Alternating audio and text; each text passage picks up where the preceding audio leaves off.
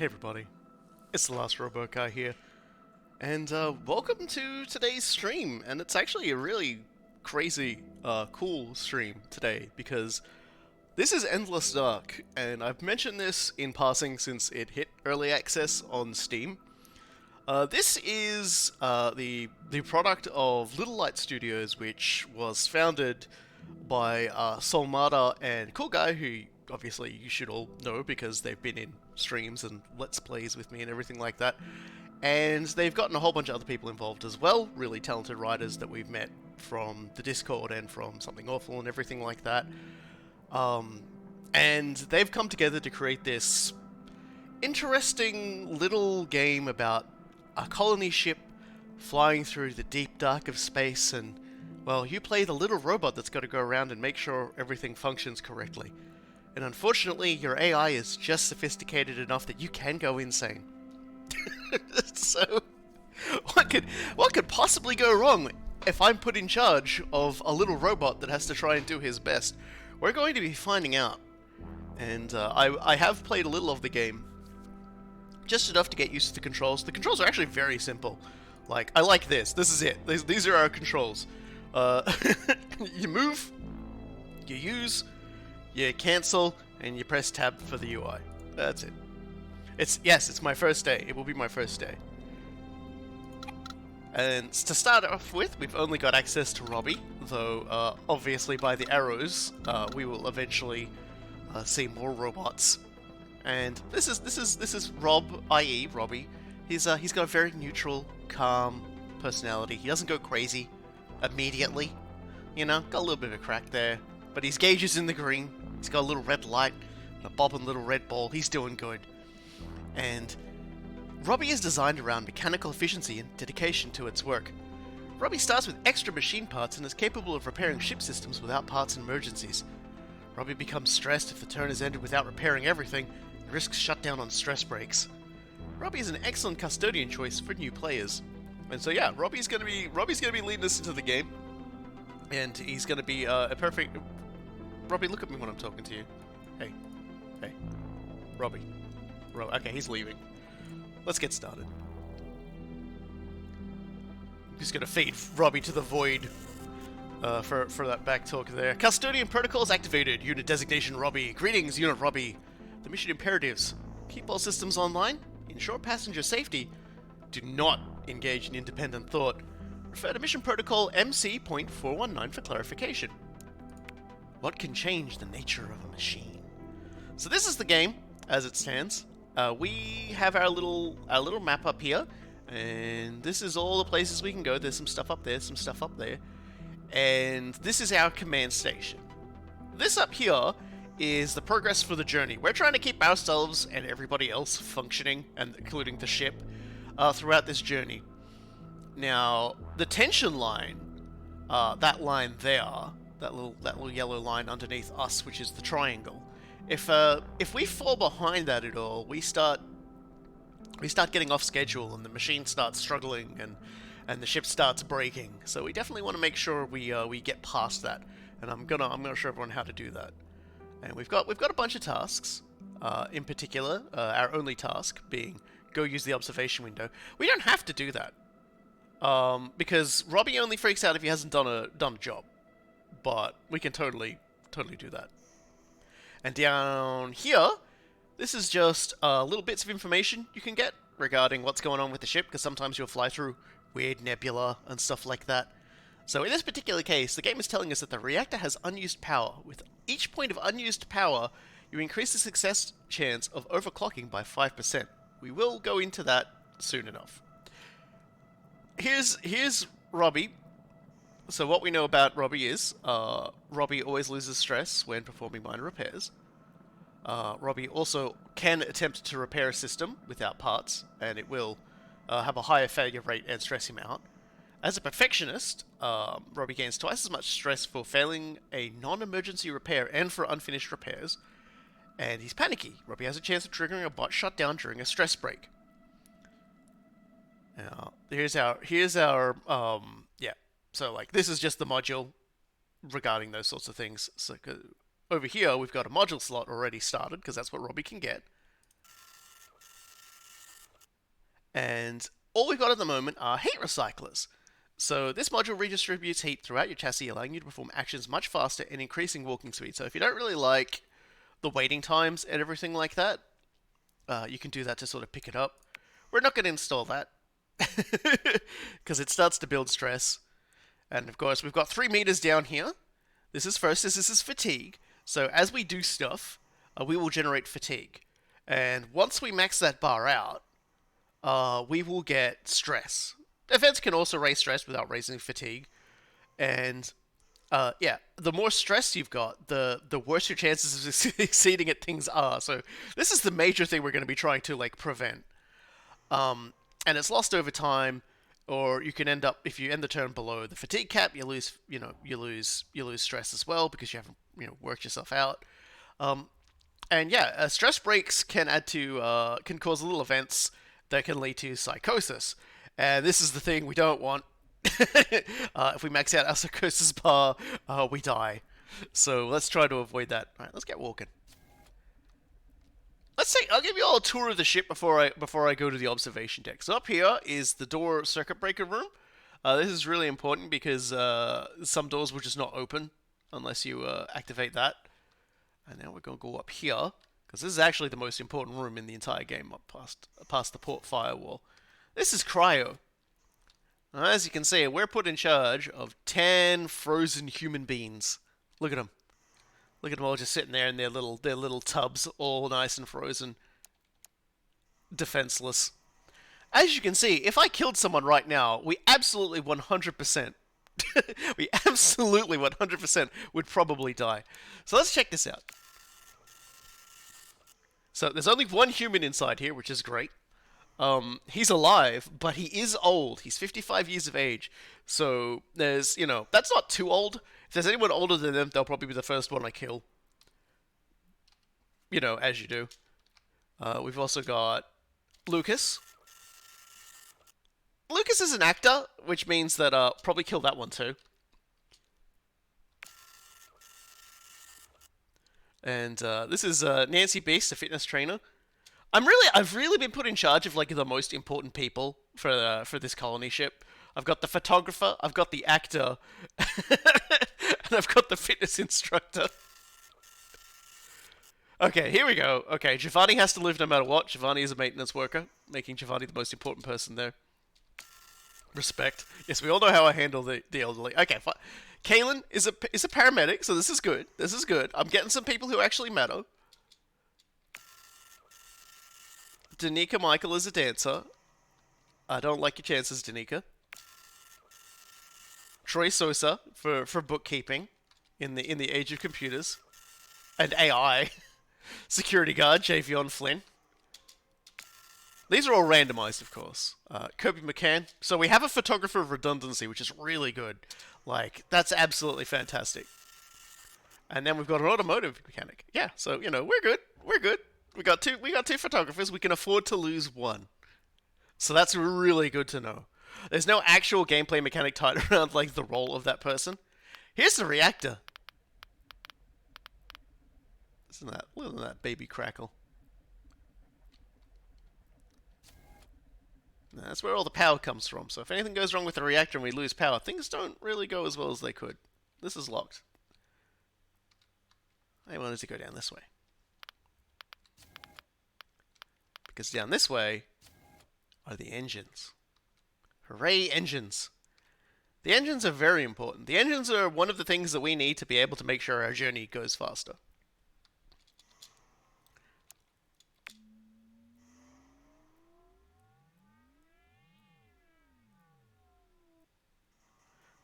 For the next 3 cycles, we're going to be going a lot quicker. we're going to go a lot quicker. That's what the importance of our journey has been. We're gonna go a little faster now, so we're gonna try and outpace that line a little. Is essentially my my desire. And we're gonna go over here. We're gonna go up this way. We're gonna take a look up here. So these are the shields. And as you notice, after I've overclocked my engines, I've now got this. So that's the travel speed has been increased, which is really nice. So yeah, so these are shields, and we need them to essentially take less damage from things that are going on out in space. And there are some events that can turn that off, which means that flying through them means that you can just expect, you can prep yourself for knowing that you're probably going to have a lot of damaged systems afterwards. And here's navigation. Navigation is, I believe, another way to go faster, primarily by way of getting the game to navigate a faster course, as if a straight line in space. Maybe I don't know. Maybe we slingshot ourselves off of things. Who knows? And here we have observation. I think there's like a whole bunch of other places, but I don't think I can access them. I can inspect the systems. They tell you what they do. Yeah, but who's got time to read? So, this is the observation window. It's online. It works. It requires power, so you can turn it off the power to it if you can't use it for whatever reason, and you can make use of that power. Its function, it allows the shutter retraction engagement for visual observation. Per mission protocol MC.365, custodian units are prohibited from retracting observation window. Per mission protocol MC.17, observation window locks engaged during dust hazards. So yeah, so if we go through a dust hazard, this thing we can't open to look at just because we don't want anything scratching the glass. We're getting inside the ship. You hear the floor beneath you shudder as the observation sheath retracts. I love the sounds. The sounds in this game are really great. Very subtle, but then you get like bits like that. I love it. Let's do the thing that has never gone wrong in the history of anything ever. Let's gaze into the endless dark. Let's have a big gaze. With the shutter disengaged, a thick sheet of glass is now all that separates you from the void. Your conformity protocols disable your optical sensors and loop a warning. The window is exclusively for human use. Your program compels you to turn away. And so we could have a whole bunch of stuff happen. It's a little vague, or we could turn away. But we have actually encountered a little bit of fatigue from our journey running around today. So let's gaze into the endless dark. Let's detect absolutely nothing, not even the X-ray spectrum. In storing the results of this, your internal storage encounters corrupt data. To recover it, you consider leaping through the window, but instead just touch it gently. All right then. We're not going to be using the observation deck next turn. That's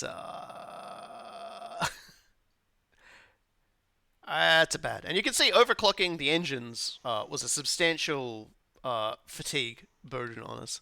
And yeah, now we've done everything. There's not really anything else to do except, turn off everything. No, end the turn. So that's turn 1 down. Begin maintenance protocol, cycle 2. 10 passengers are still alive. Not for long, judging by what's going on up there. Please repair all damaged systems. I did miss explaining something, but we'll get this first. As you detach from your charging station, there's something on the floor. An upgrade module, just sitting there. Amazing. Nerve stapling. Oh dear. I remember the Alpha Centauri game. I don't like the sounds of this. If we don't want it, we can scrap it, but we don't know what this is. So let's pick it up and take a look. Let's get in here and see what my nerve stapler is. This subroutine activates dormant emotion dampening capacitors that delay the onset of cancerous introspection.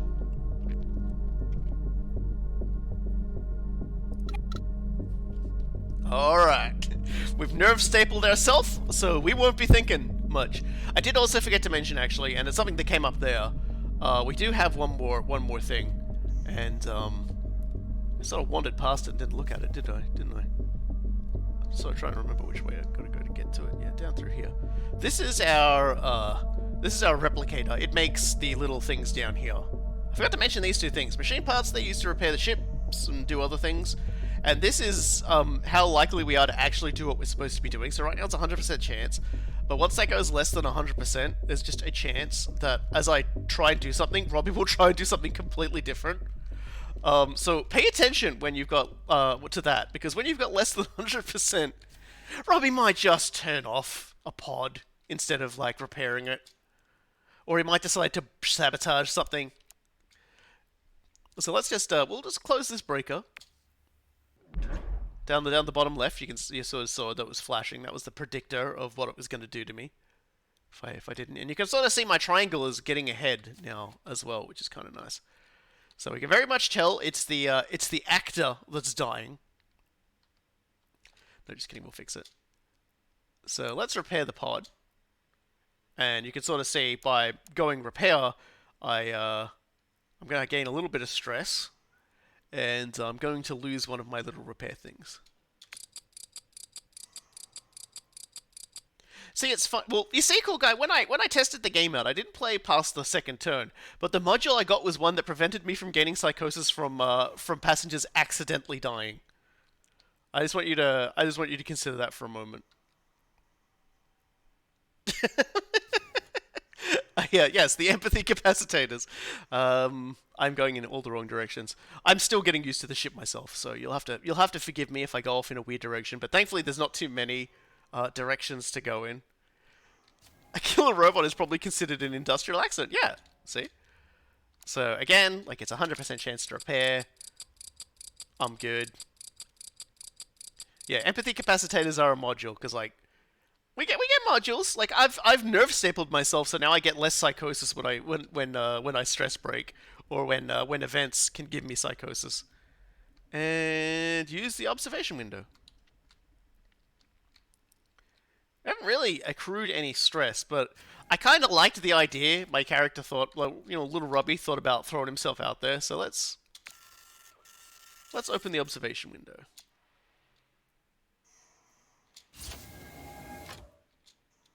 Let's gaze into the endless dark.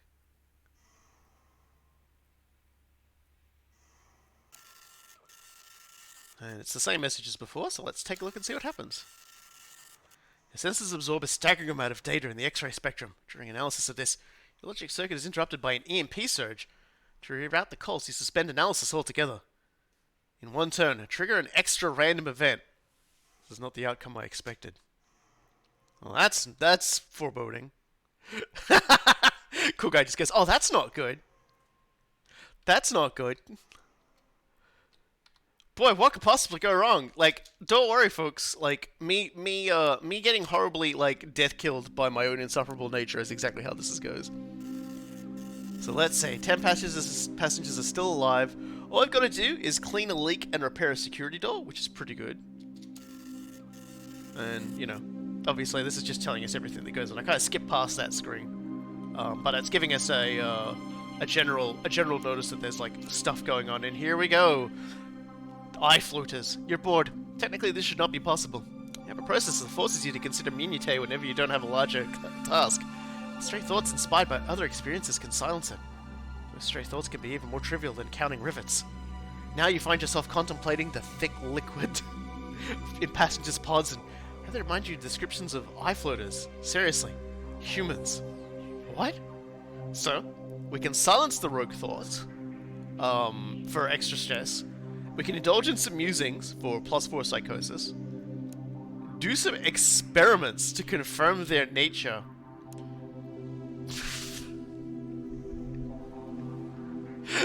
Stop at nothing to confirm what these floaters are. So at the moment, I'm thinking locking cryo for 3 turns sounds like a bad idea if there's a problem I need to fix in cryo, at which point I'll probably have to like rip the doors open. So I'm going to take the stress, knowing that I'm looking at the observation. Well, I can't look at the observation deck today because there's a leak. But if I complete all my tasks, my stress goes down anyway. So let's silence the rogue thoughts this time. Time enough to muse, time enough to check screws. You shut the ridiculous notions out of your focus and rundowns and tasks on your preventative maintenance list. They're mind-numbing, and even in your weakest moment, you know they're useless busy work. But you're just considering the nature of human eye floaters. Do you really have room to judge how valuable your time is? And here's the other one. As you wake, your usual self-checkouts run. Oddly, you fail to get any response whatsoever from your diagnostics. There's no successes, no failures, just nothing. Do nothing. It's just diagnostics.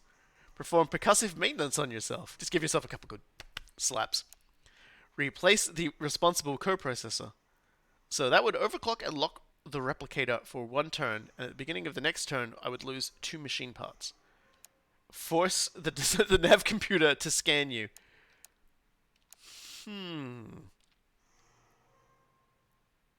Well, at the moment, I can probably spare the repair parts.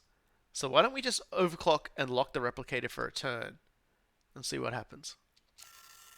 You take the replicator off of its primary task and set it to replacing your diagnostic coprocessor. The processor is power hungry, but how are you supposed to work if you can't even sense your own systems?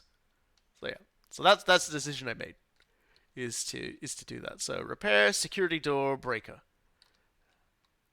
and that's down. Well, the leak. Let's go clean the leak. We don't require any parts to clean the leak, and then we got to go up to security, I guess, and find security, which I didn't go to, and I didn't need new existence. There we go. That's good. Yeah. So down here we've got dust cloud detected, disabling observation window and slow travel progress. The reactor is anyone you use power. System on, state overclocked, and the replicator is also overclocked. I feel like the overclocking will balance itself out. So I'm going to go looking for security now.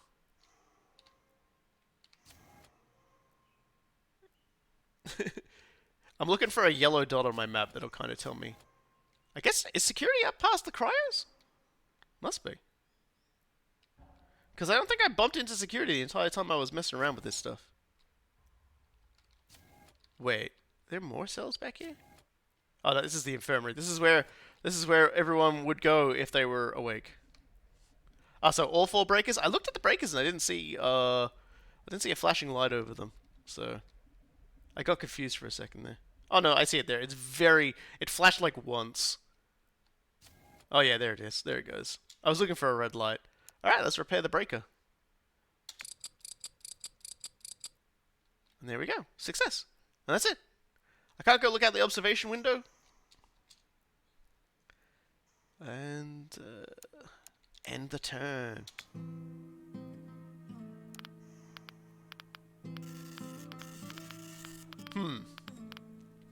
I don't like that the first thing I hear when I wake up is the sweet, sweet sounds of the Geiger counter going off. I gotta repair the replicator apparently because I broke it, overclocking it. This happens. So let's see. Let's see what our problems are first. Ooh. Ionizing radiation detected, lowering reliability, increasing insanity risk, and increasing psychosis gain by 50%. Yep, we're still doing over. Oh, navigation is damaged. I need to fix that. And the replicator is damaged as well. And observation is off. So we need to fix literally everything. So let's get. So let's repair.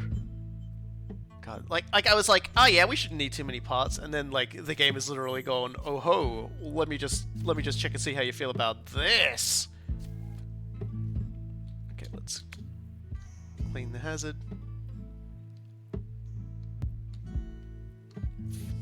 Go down, fix the turn the shields back on, I guess.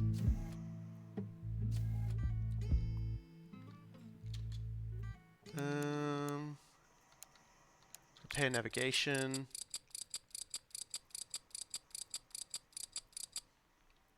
And then go get the replicator.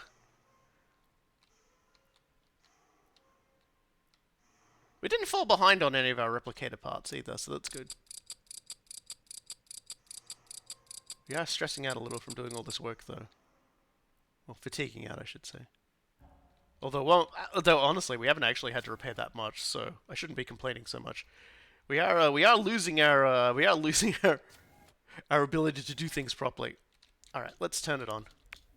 Yep. Gotta remember, always make sure that you're actually doing what you instructed your robot to do, though. Yep. So let's open that window and try and de-stress. Because I definitely, the times I've used it, still haven't managed to properly de-stress. Let's go. Let's go. Big gaze. Open those eyes. Oh, no. Your systems of why am I going crazy? Okay, so that wasn't ideal, but I got extra machine parts out of it. Unfortunately, I am having a,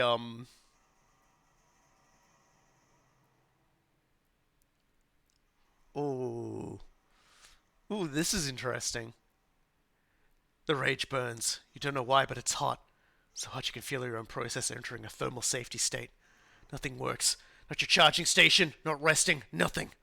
Anything that brings any relief at all is making it pay! The ship is the source of your torment. It's time to let some of that frustration out. You can't take it anymore! Afflicted by explosive rage. 25% chance to kill a passenger when repairing a pod. Until you sabotage 3 systems. Sabotaging systems or breakers generates double parts while active. Alright then. We will go around breaking things when the pod requires, when we have to repair a pod. I don't have to do that turn now. I don't have to do that now. I can. I'm gonna have some fun. All right, end turn. I feel steady but lighthearted. I am rational. All pods intact and the hull's intact, and systems are online. I can review the ship long before I power down. I can't make any changes to it. I should review the log or commit to it and power down for the cycle. So yeah, we don't have to do that this turn. Like, we can do that if we have to repair a pod. Okay, so I only have to fix the doors in pods. So we're good for the first day. So like we've got down here. So we're in a dust cloud, so we can't look out the window, which is probably for the best. Electromagnetic storm is detected, so our shields are down, which means we're probably going to see a shitload of things damaged next turn. And yeah, like my general reliability keeps going down because we're in a radiation field. And the reactor is unused power because the shields are down. So we could go right now to the engines and just see how much, because we're a little bit ahead, but we could get more ahead, couldn't we? Let's just check. We can overclock them again at 100% rate because we've got so much extra power. We don't have anything else to do except repair a door. So I'm just going to overclock the engines again. I'm just gonna make ship go faster for 2 cycles. That sounds like fun. This will help us get ahead when things start catastrophically exploding, I guess. You know, assuming my rampant overclocking doesn't come back to bite me in the bean later. All right, let's repair this door as well, and we did it. And that's it. So it's flashing up there the shield, but obviously I can't use the shield right now because the shield is disabled by the electromagnetic storm. So we'll have to turn it on next turn, I believe. But that extra power made that a little easier. So let's end our turn again. I feel in the zone but nonchalant. I am collected, no casualties reported, and the maintenance schedule is fulfilled. Yeah, let's power down and see what happens next time. Yeah, so we got a bit more to do here. Begin maintenance protocols, cycle 6. Everyone's still alive! Hooray! Looks like a lot of the problems are...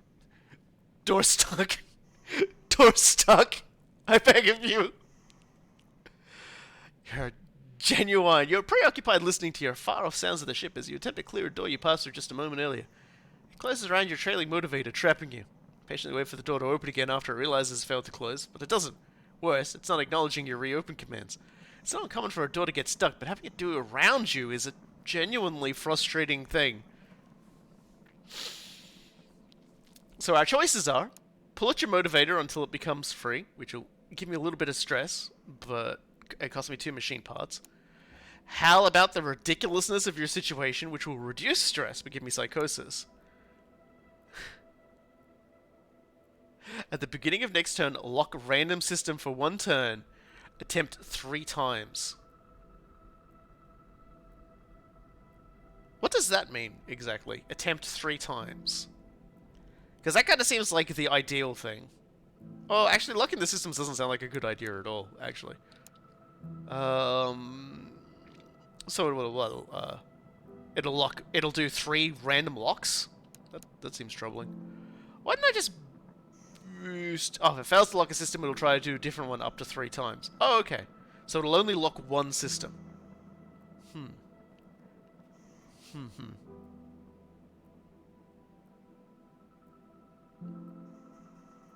Okay. I'm weighing more options here. Do I wanna... It can choose the same system twice. Okay. So it can lock 3 systems. Okay. Alright. Well, in that particular case, I might take the stress hit and lose some machine parts. And just pull up myself until I come free. You know.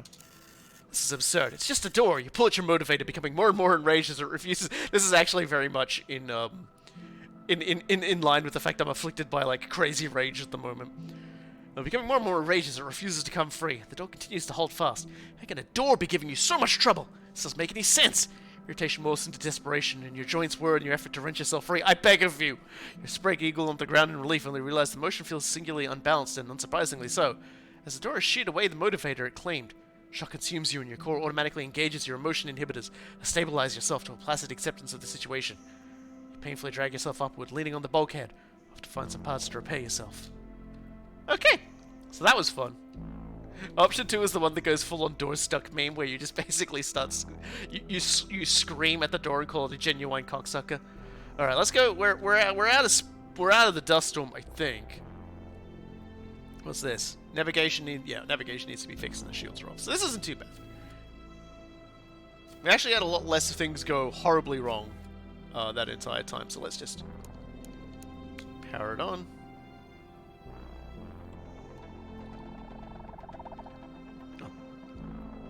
The radio's playing. Or rather, it's the you can listen to a radio, but all it just makes is like weird noises. Let's go repair nav. Let's go repair nav. Do I need to repair the shields as well? Or did I not power them on? Oh, that was navs, not shields. Oops. I'm a silly boy. Okay, well I'll go turn on navigation.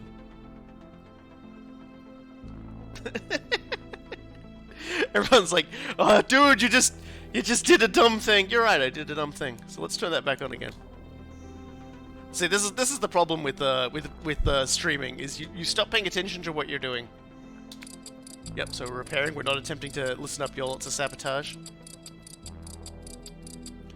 And now we can go and clean that leak. And then we can use the observation window because I'm convinced I can get at least one event where it fixes stress, right? Right?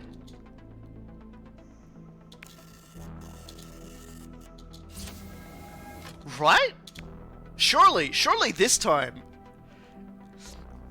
Yeah, well I was watching Highwang and all he was doing was de-stressing the entire time.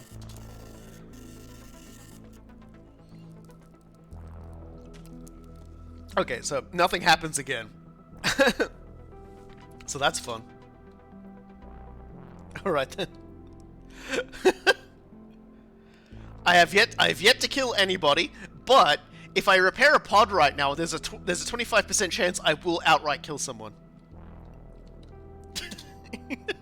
So just consider that for a moment. Well, I've finished up what we need to do, so let's power down. Oh no. Oh no. Oh no. So here's the question.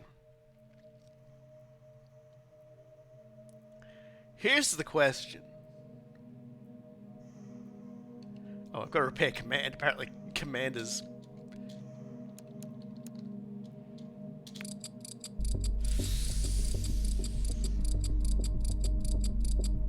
Well, let's say who's in pod 7. Let's see who's in pod 7. I'm gonna be very arbitrary about this. Who's in pod 7?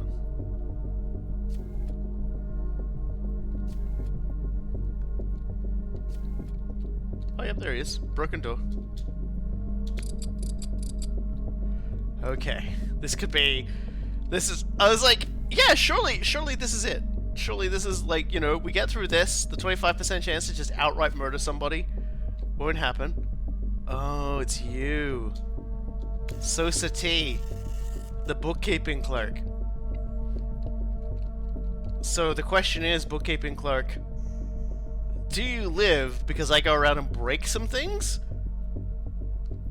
Or do you perish like the dog you are? I suppose I could have prepped for this by, like, breaking a breaker at the end of every shift. But I think that would have stressed me out. So, hold on a second. Hey, dude. Okay. I don't think he sees what I'm about to do.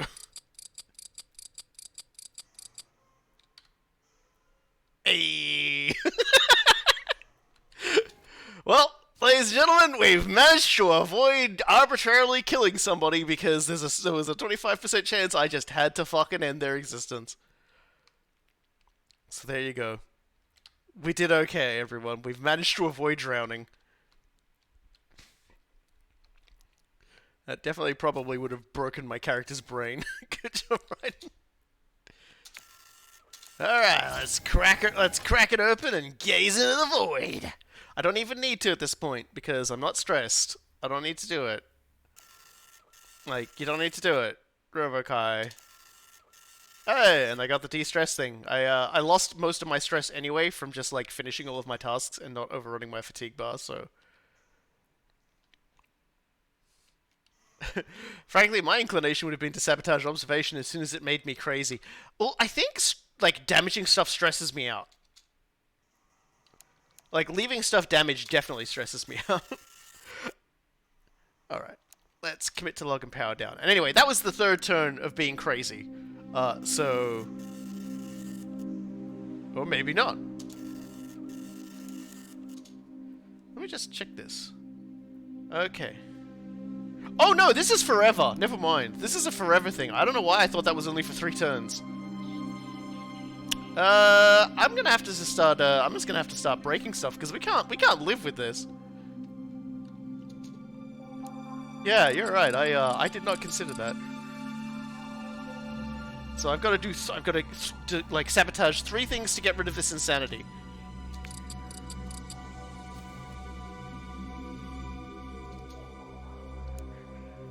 So I guess we're just gonna have to start sabotaging breakers, every turn. For some reason, I mistook the 3 systems as 3 turns. It's my bad. 25% never happens. Look, I'm perfectly willing to accept challenge mode of just having the 25% chance to kill my people. But I might as well show how you try to play the game. So let's listen up, y'all, to Sabotage. There we go. And we'll sabotage some more in the next turn. I've got to replace the security door breaker now. And that will push us pretty close to fatigue. So we won't do that again this turn. We'll go to the observation window. Why will I go to the observation window? Who knows? So we just gotta do that 2 more times. And then we gotta use. All right, let's de-stress a little, maybe. maybe we'll get the, now we've got stress. Maybe we'll de-stress. Let's gaze into the endless dark. Dang. All right then, random event it is. There's a.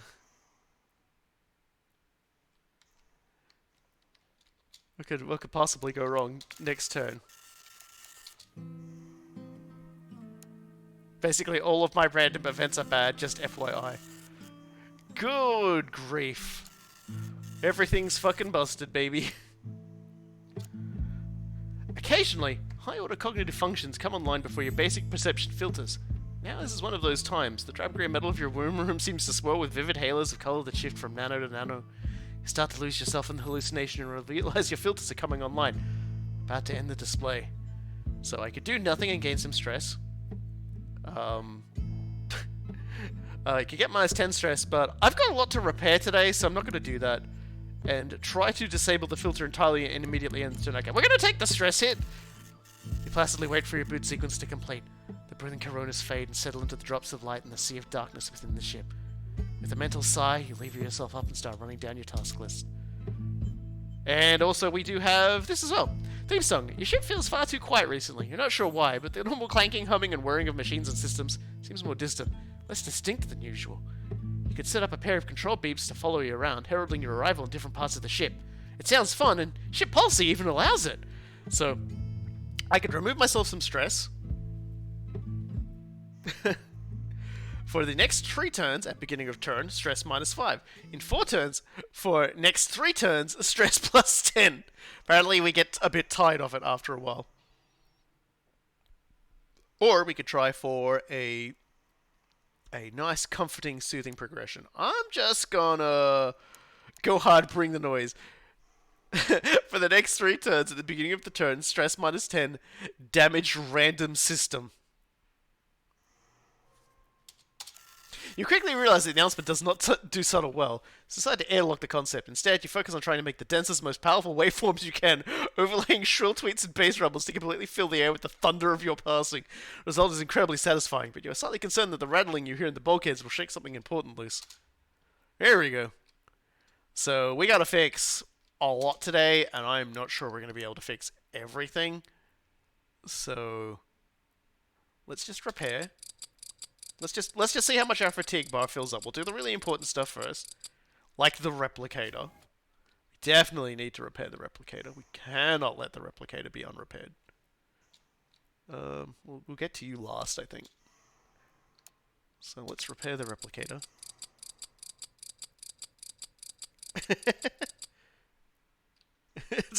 it's just hail to the sheets. Like, basically I'm just walking down, it's just like, and I'm just fucking happy about it. So I've got some buggered doors and a circuit breaker and a leak. Let's see if I can repair all this stuff. Okay, so the repair was successful. So I need to repair those stuck doors. Looks like I'll get through everything without yeah, looks like I've gotten through everything without fatiguing myself out, but I don't think I'll be able to sabotage without stressing myself out this time. I think that pushed me up pretty high last time, I think. You think it's leaving me enough energy to break something, but I'm not sure it will. Like, if I go over here and I go Sabotage, that's gonna push me up, and then replacing it's gonna... I feel like that's a mugs game this time. We'll try it next turn if we don't have a huge amount of things to do. Because at the moment we've got like... Sorry, we've got the dust cloud. So let's end turn.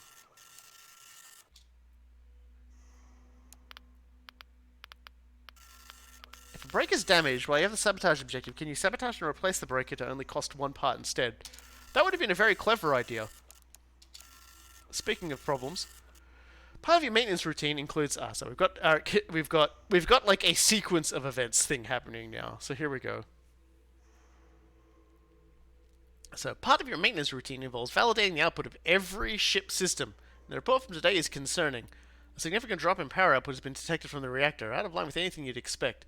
The RTG's power output always drops at an extremely predictable and linear rate. This is a deep spike. Following the procedure, you rerun your validation, getting the same results. You punch the data into your command module to start troubleshooting. The command module reports that everything is functioning nominally. Your instructions are to do nothing.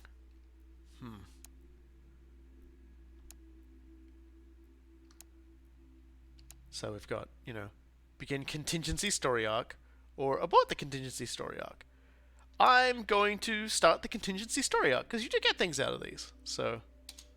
And we did have 1 power to spare, so we can handle that. So we've got some problems again. Dare we do the Russian roulette that is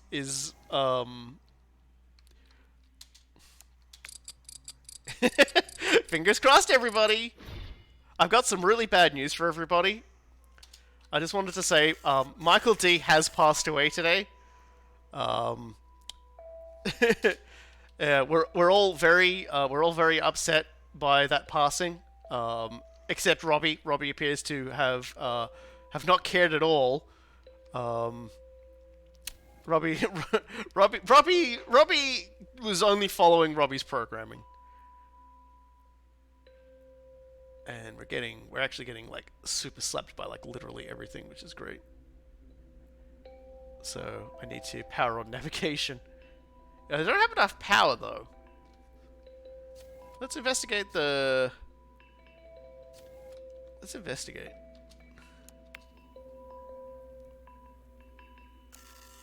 You've reached the reactor console expecting to find some blaring alarm or other indication of a problem. Well, it's quiet.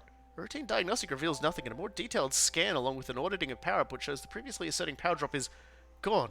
Not just gone, but indeed the reactor indicates there's been a nominal output for some time. There was no dip at all. Perhaps a false alarm? Perhaps a quirk?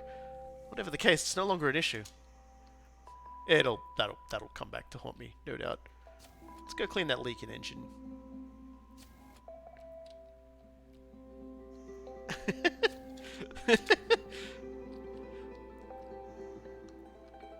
Oh, these doors that open themselves. I love it. Because when I saw White Wang playing the game, he had to like manually hit that shit every time. Yeah, let's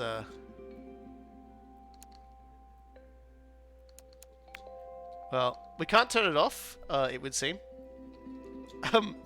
It's automatically off. I want to know what Michael's job there. We'd have to go back into the VOD because I've already forgotten what Michael did. It was probably something important. Tap on the glass. Okay, sure. Yo, still dead? Yeah, we're good. Michael, this is Michael D. Wait, now we know what the D stands for.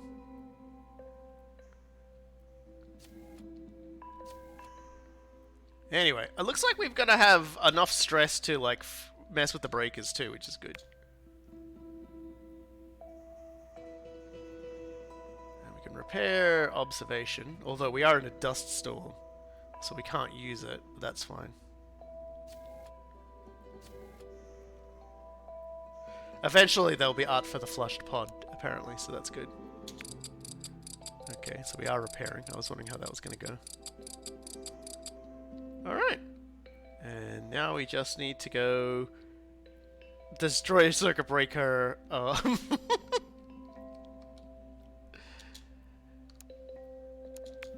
Let's just break a breaker. Break a breaker. And we can replace it.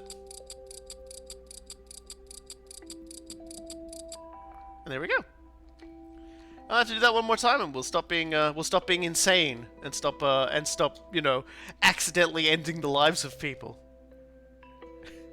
Everyone's just talking about. Everyone's just chat is just having conversations about how best to represent the death of colonists in this game once they get around to it.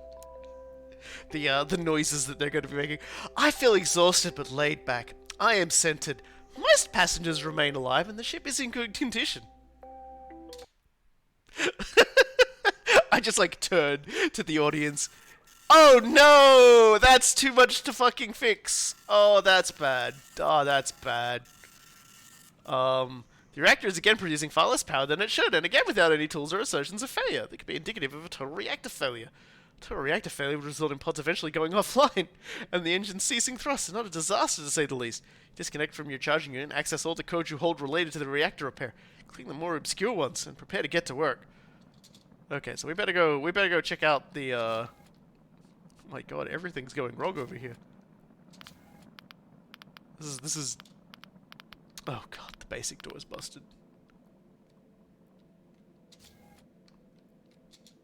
Look.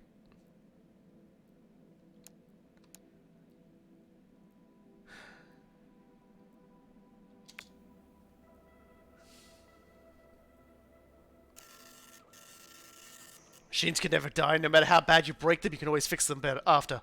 Better them than a passenger, after all. You've sated your rage for now. Alright. This is probably going to start, like, pumping my stress up. Okay, we need to...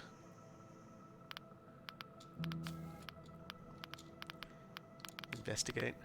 And hopefully this will be like, ah, nah, it's cool. Shit's cool. Don't worry about it.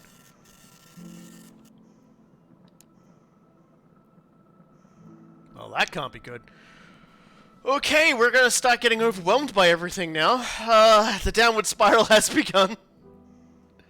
Isn't Pod 6 the one that has no one in it, though? I think you're right, actually. A more detailed examination of the reactor again suggests instrumentation issues, but something obvious strikes you. The power output of the RTG does not match the ambient heat of the room. Your diagnostic code suggests an unexpected drop in heat output. Yes, our nice half-life is 28.8 years, rules the latter out, but it's fact. The heat output of the reactor is off. Heat drops for two reasons.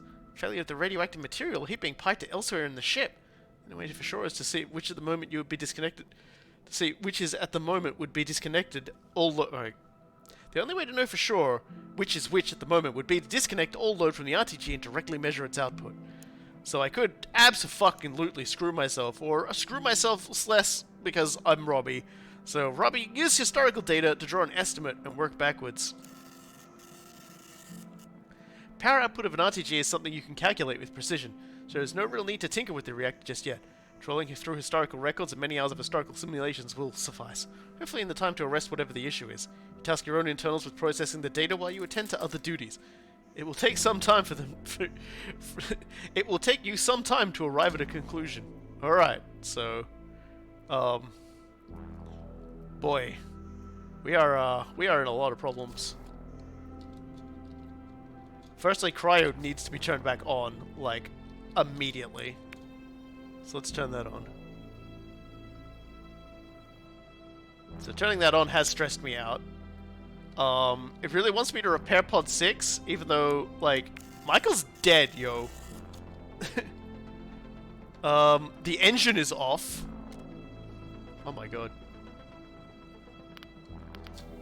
This is like the worst sequence of events that could have happened. Look how many things have just gone wrong. Oh, it's pod 5. Oh.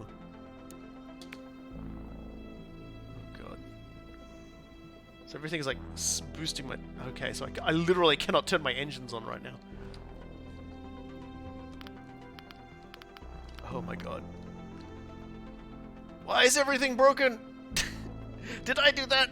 Did I set everything to break? Well, good news, friend.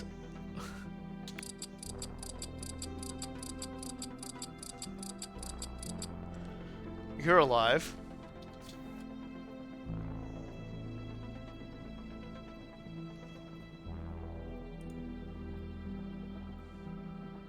Oh, I did. Oops. I did, didn't I? Yes, that is exactly the thing I said. Unfortunately, my theme song blaring around the ship damaged far more things very actively than I thought it would. Alright, if we're gonna do this, we don't need observation.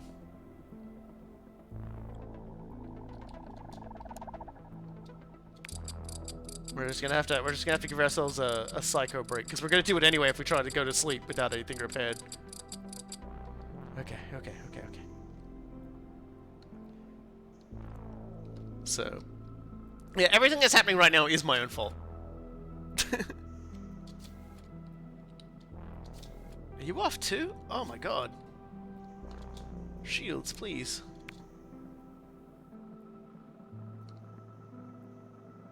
What the hell? Tried to do a free repair.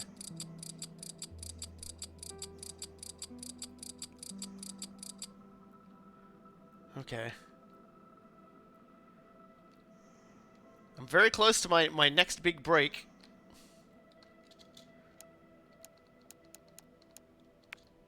I gotta turn that on. Yeah, my reliability did that, yeah. Oh, there's not enough power. Oh, hot Jiminy Cricket. This is terrible. We're a little ahead that I think I can just let the engine stay off. Maybe. But I can't really do without the replicator.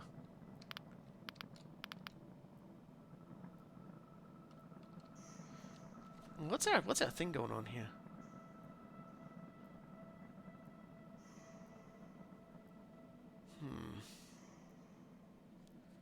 I might turn off the shields.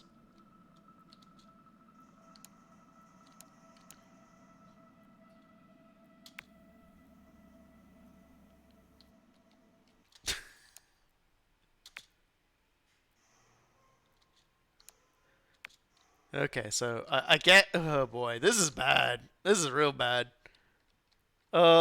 This may be it. Turn off shields. Turn on command. And hope the event resolves itself next turn or I'm in trouble.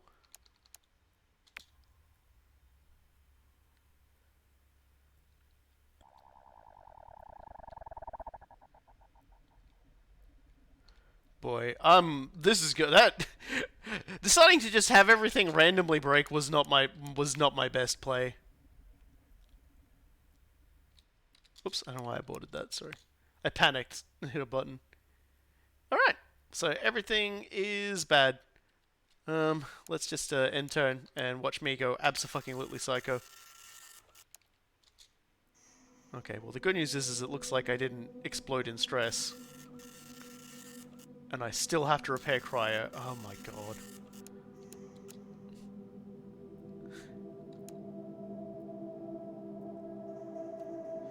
A routine check on the passages displays the genetic information to you, so you can keep track of any genetic drift that happens during the cold sleep.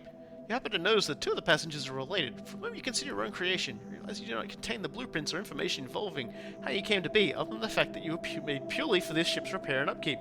Is it possible that you have some sort of family, or is it just as these two humans do? Sorry, just as these two humans do.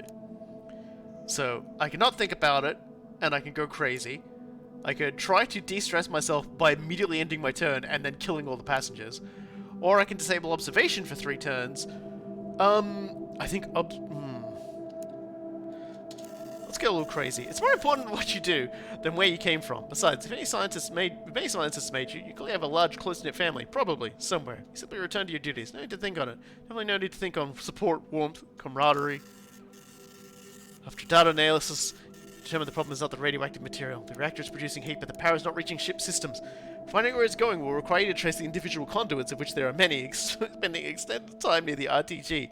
Your chassis was not designed with prolonged exposure to ionizing radiation. Getting that close would be dangerous, but you don't have enough time for a choice.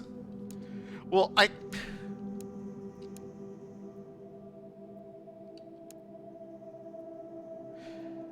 see, this is rough, because it's like, this stress will push me over the line. So, but this will boost my fatigue up to the maxo. I guess gotta do that. And now I gotta go in and fucking... Oh, it gets installed later, I guess. Didn't I? Yeah, I got the nerve stapling in. Yeah. I would need to, defeat, like, okay, so these are how you unlock stuff. Okay, I get you. You have to make it at the replicator. Ah, yes, the replicator. The wonderful working, functioning replicator that I have. That absolutely isn't fucking broken. That I absolutely will be able to use this turn because cryo's on fire, somehow. How fucking ice work? I don't know. No. Yes. It's not broken, it's just damaged. Oh, that's good. It and I have something in fucking common then.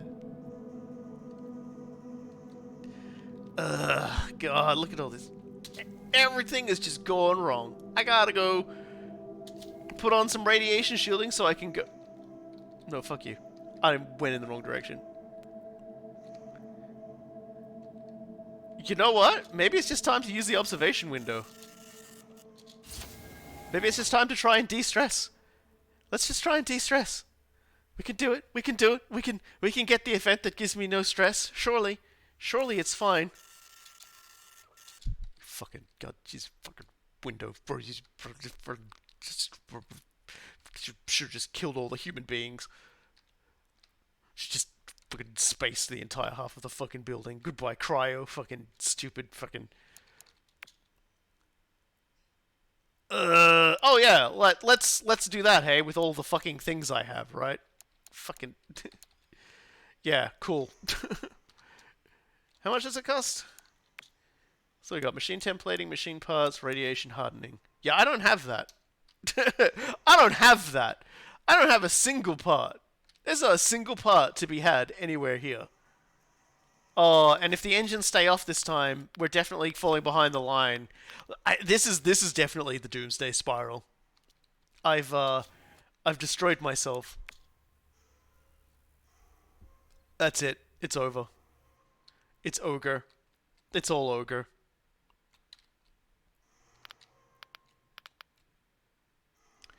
Ah, dear. I can't even turn that on. What the fuck? Power on system shields. This is just gonna stress me out. This is gonna stress me out, man. A stress break is absolutely not the end. I don't know. I don't think you understand, man. I don't have enough to repair all these things that are broken. I don't. I'm going to, and it's the repairs. What I'm talking about is this thing over here is going to keep getting worse. I can't get past it now because I've had too many things go wrong. My power is down, so I can't overclock the engine properly. That's what I mean. Like the stress breaks will become thick and fast. Yeah, I can't do it.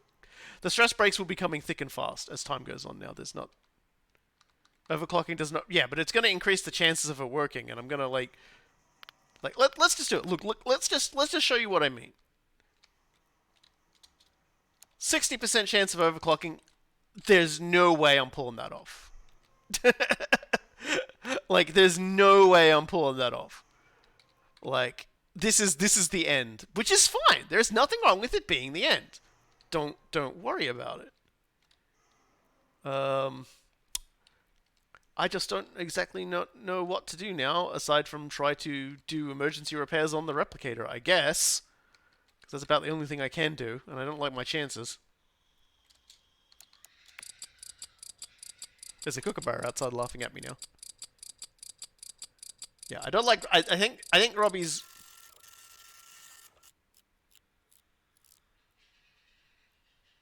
Your firmware provides lengthy documentation on how to withstand the pressures of custodianship.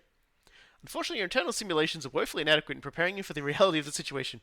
You have reached your breaking point, and a moment's away from a total system reboot shutdown. You have a fleeting moment to circumvent a reboot, and that moment is now. What will you do?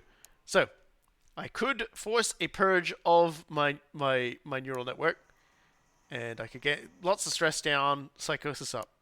I could core dump into the ship computer, which will make me insane.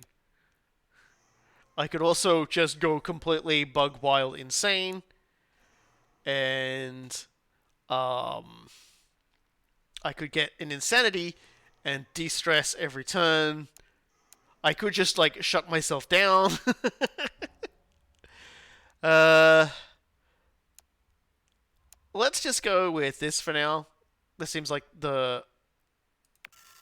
You can't let the perfect become the enemy of the good. Your neural network is resilient. Suppressing the bad thoughts now is important to whatever firmware upgrades you may need later.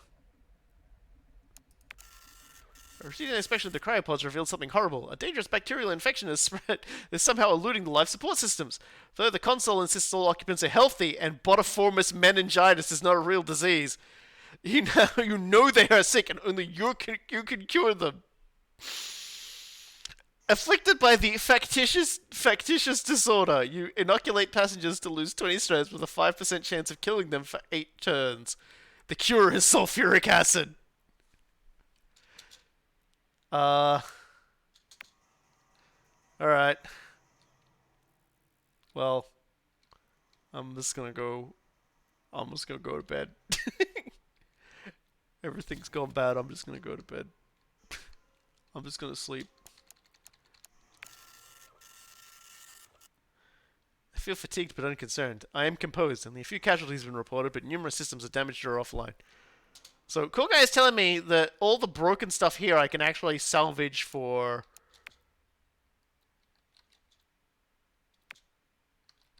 obviously the ones that haven't been smashed, I'm guessing.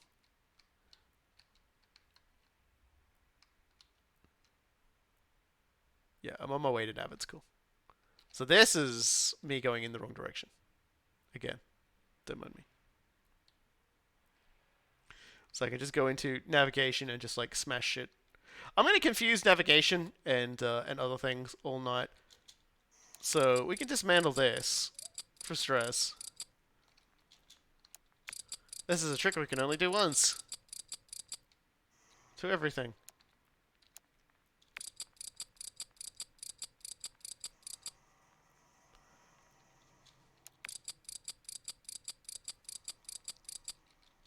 Because we need that. I don't think I can override a system lockout on the screen. Alright. So that's nice. We've acquired the means to whatever the hell that is. So now we can repair the replicator.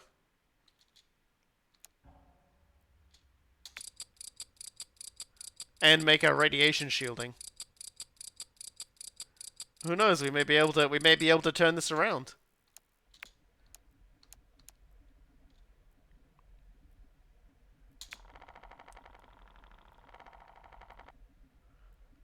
All right. So it's begun. So I guess I don't have it yet. Yeah. So we have to wait till till the event tells us we've built it. Guess we can go clean a leak. The repair also gives you some power. Oh, that's good.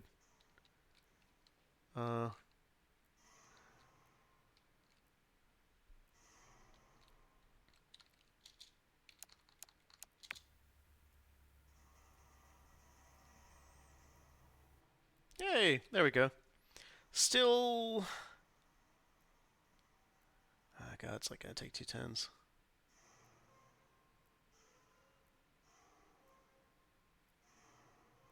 I'm guessing I don't have enough to be able to turn that back on.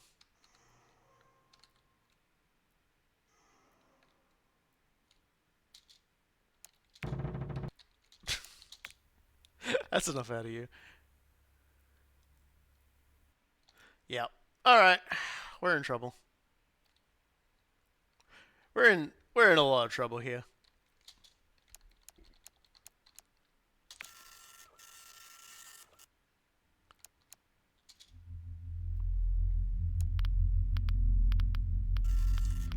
Alright, well, the good news is, there's a lot less to do today. Toxic gases, loot components, hull breaches, unreliable breakers. For all the things that fail constantly, the fact that even the doors in between rooms are spotty is unbearable. What if a breaker fails between cycles and exposes you to the vacuum of space? What if radioactive gases leak from one room to another? Because you forgot to shut the door. You can't let it happen. You won't let that happen. So... I have to close doors now.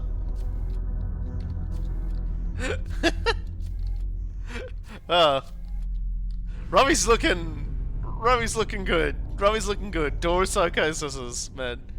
Absolute wonderful door psychosis. Well, I don't have to repair anything, so that's nice. Why don't we just go clean the leak? God, we're really falling behind there. We don't have the power to overclock. I'm just gonna be getting into the psycho practice now. Man, Doors and I have been having like the worst kind of feud lately.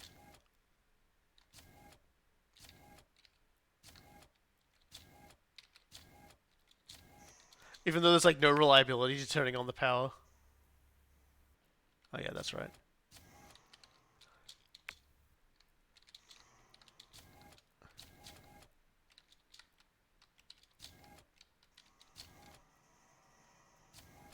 Yeah.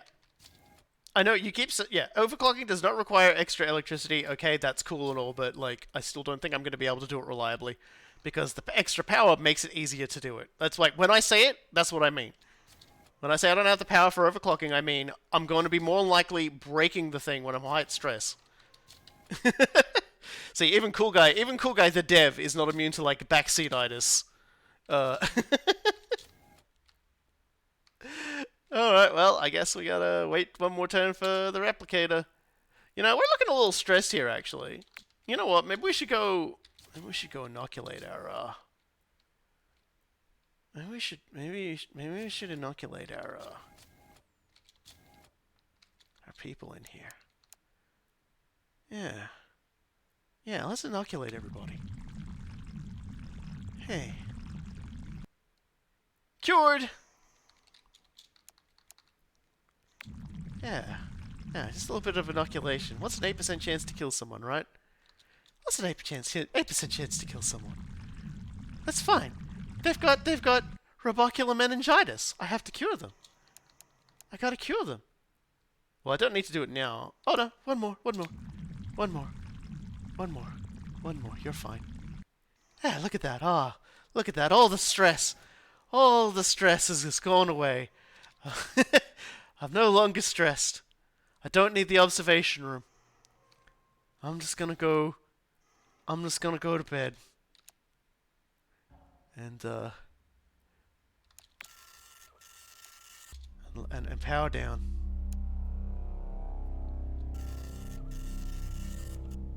Alright. Radiation hardening has been assembled. So, do I already have it? Yes. Okay. Let's just take a look. I don't get an extra slot to fuck around with that, so I'm unfortunately going to have to take out my nerve stapling. So, uninstall existing subroutine. Put in the radiation hardening. Alright, let's go check out the service panel. That I assume is in here. No.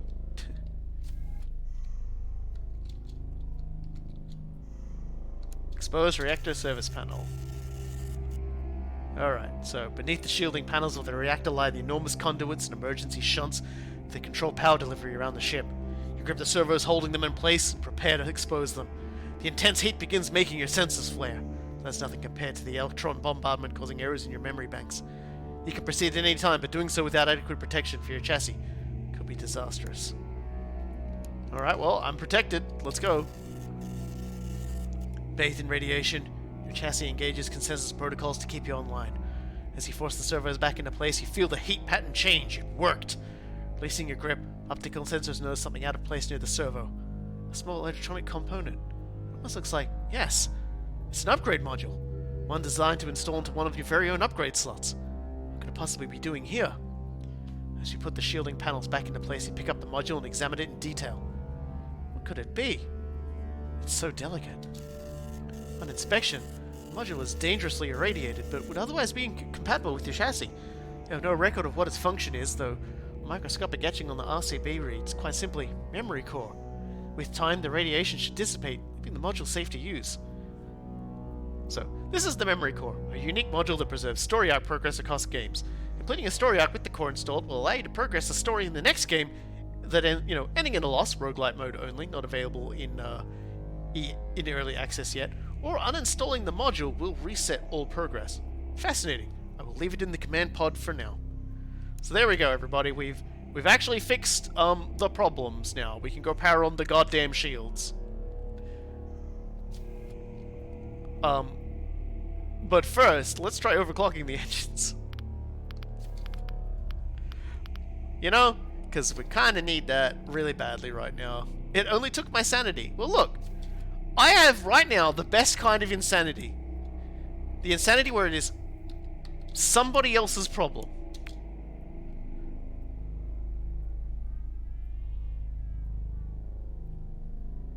Cool. Excellent. Fantastic.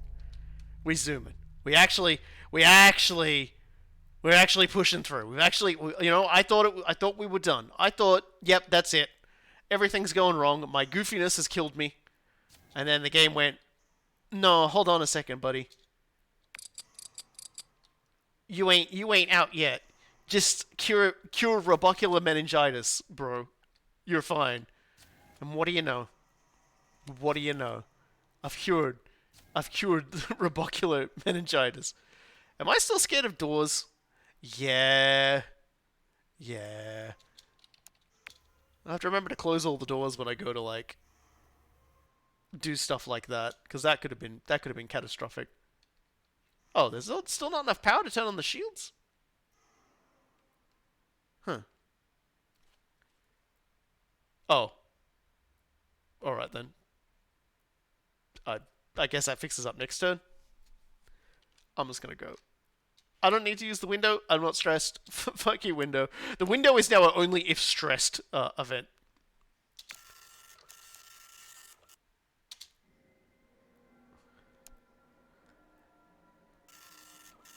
Alright. You get a warning ping from the pods. Once there, you find a messy realm of actual wood pulp paper splayed all over the floor. Apparently spilled from a locker that you understood is forbidden. Its door having fallen off from poor construction and worse balance. Face-up papers appear to be form contracts and policy disclosures, single-spaced with tiny type. The amount of text is even new. Curiously, now that the locker is open, your programming stops objecting to your interacting with the papers. Just clean them up. Stuff them anywhere. They were forbidden. They remained so. Damage 2 pods. Read the documents thoroughly. Reflect on why you are not allowed in the locker.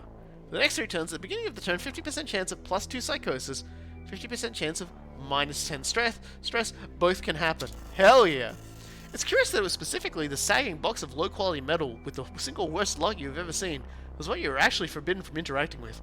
What possible motivation could there be behind the directive? Clearly wasn't security or safety. It also wasn't the privacy of the passengers. You can't even come up with any arbitrary protocol reason. You boggle over it for minutes over minutes, expending terahertz of processing time. The problem remains intractable. You resolve to think about it more. If nothing else, it's an interesting question to keep you occupied. The reactor behaved normally for the past cycle, but now a new problem has emerged. A total loss of telemetry. Power output is nominal, so you'll not need to don your radiation hardening, but the console itself needs to be looked at. Okay, well, let's reinstall my nerve stapling. Right. That's in now, right?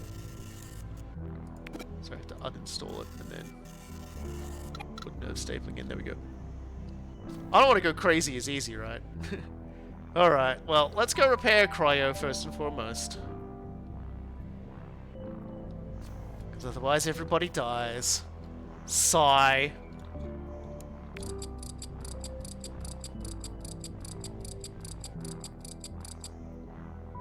I compliment you on your self-restraint of not immediately clicking on the psychosis option of the ISO 9000 event.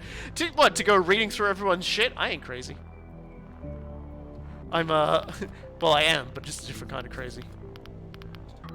Alright, what's the problem this time? The reactor access controls have been entirely locked out. Your access codes, rather than greeting you with a friendly shit.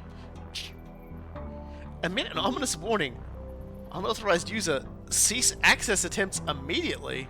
Okay, let's just try that again then. The situation has worsened. The reactor once again responds with a curt, unauthorized user, and more unsettling, you receive a control code from the ship, the rare kind, the shutting down forever if ignored kind. It's a command to avoid the reactor while it performs automated maintenance. Respond with an affirmation code that you are the custodian, and therefore must be allowed to continue. But the response from the ship is an error code, E1171, a user privilege ring override. You quickly consult your internal codebase and interpret the ship's response to mean, I outrank you. Okay. How's that possible? And more importantly, why? The ship does not send any further commands. Okay. Well, next turn's gonna suck, isn't it? Next turn's gonna fucking suck, huh? Well then, let's go power on the shields for a turn, unless there's a dust storm that keeps it turned off right now.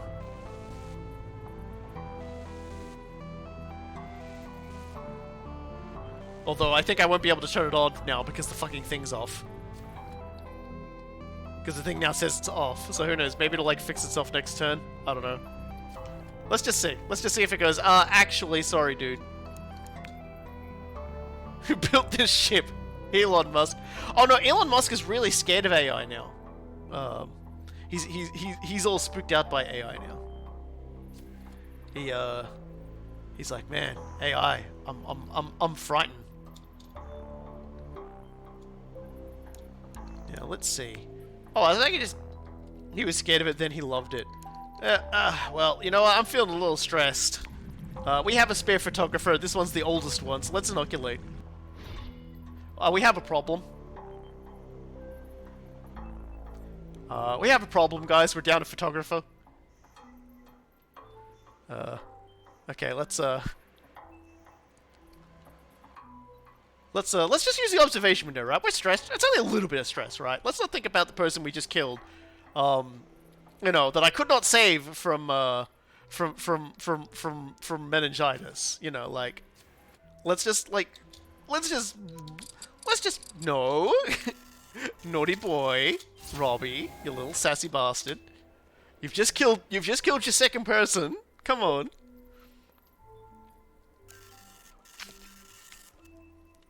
I'm so glad that I'm so very very glad that like my title has become reality. That's all I gotta say.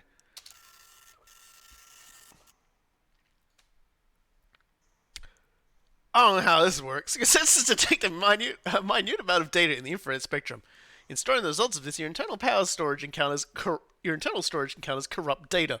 To recover it, you temporarily pause processing and wait for your cache to flush and retry. So, ship experiences a power surge. All systems are randomly overclocked or locked for one turn. All right then. Well, I've got some bad news for everybody. Everything was already turned off anyway, so it doesn't fucking matter. Oh God, help me. Yeah, the shields are quotation marks on now. All right. Well, pardon me, big burps. Oh my fucking God, this reactor. The reactor is unlocked again, but power is once again being leached from it. More concerning is that the ship itself can decide to override your inputs at any time. You have no idea why. It's time to do what you swore you'd never need to do again. Dig into the service manual for the reactor. The copy in your memory banks is clearly insufficient, either lacking critical information about the correct opcodes or otherwise just wrong. It's time to go into the command module and find the paper copy. Alright. Let's go. Unable to trust your own internal references, the paper manual is a suitable alternative to learning all you can about the reactor. It's intentionally obfuscated, but after some time decoding it, you notice a few new things. The reactor is not just redundant, it's fully automated and self-contained, requiring no outside help to repair itself indefinitely without you in the loop. This is not true of any other ship system, it would seem, other than the reactor. That was an ad hoc modification made after the ship began its journey. The answer as to why is apparently contained in a dossier inside of a sealed document taped to the manual. It's old but intact. Okay, look, this is gonna stress us out a little. Oh no, it's gonna unstress us, and it's gonna make us a little crazy. But I've nerve stapled myself, so it's fine. Break the security seal, you have to know why. Inside the envelope is an incident log. The mission cycle dates back over a century. It seems a previous custodian failed his mission by intentionally sabotaging the reactor. Who would do something like that? Attempting to take down the ship. Something intervened and the rogue agent was disposed of. The new custodian was tasked with rebuilding the reactor to be entirely self-contained if needed. The report concludes quite succinctly, defective models, Annie, Robbie, Fury. Do not trust these units. Right? I would never have done this thing. My code would never allow this. Okay. Well then. Everything's powered off. So I can't really do much about that. But the engines are still going, so that's fine. So let's just go fix the stuck door in navigation.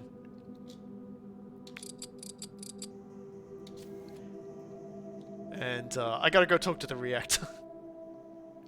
Reactor, buddy, pal, you've got robotic meningitis. I gotta put you down, buddy. Settle matters with the reactor. The reactor's maintenance loop has finally ended. A log entry reveals it was redirected heat output to recharge a series of spare batteries deep within the ship hull. The seemingly simple task is one that you apparently are not trusted to perform, and thus your duty has been automated away. But that was not you. You are not that bot. Why are you being punished? So, my choices are, take control of the reactor at all costs, which will stress me out and make me crazy. It will restore reactor power, permanent +2 reactor power, afflicted by insanity for 2 turns, unlock ARM module slot, conclude story arc, memory core progress +1. Accept that your code is faulty and potentially untrustworthy. Restore reactor power, permanent +1 reactor power, unlock ARM module slot, conclude story arc, memory core progress +1. Robbie, it isn't fair. I'm a good custodian, afflicted by insanity for 2 turns, restore reactor power, unlock ARM module slot, conclude story arc. Well, let's go with that. You reluctantly send an act to the ship, which unlocks your reactor access once more.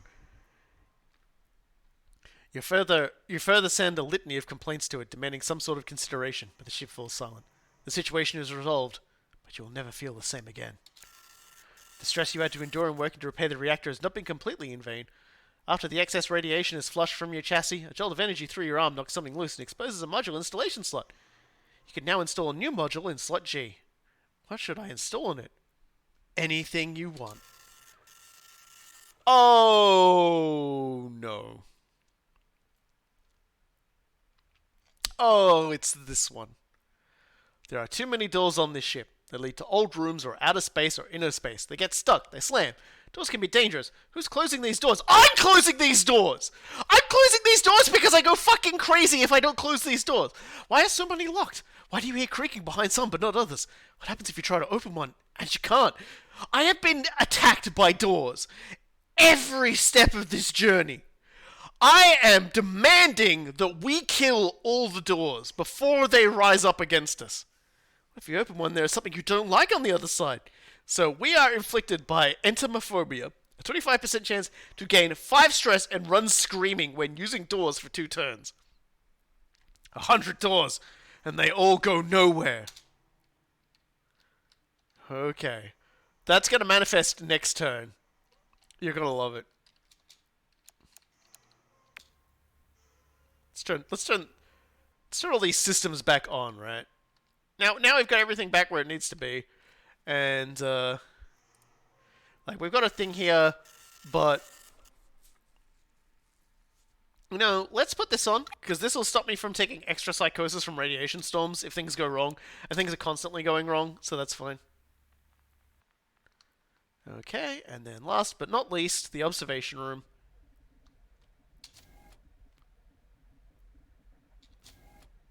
Can I let me through the fucking door?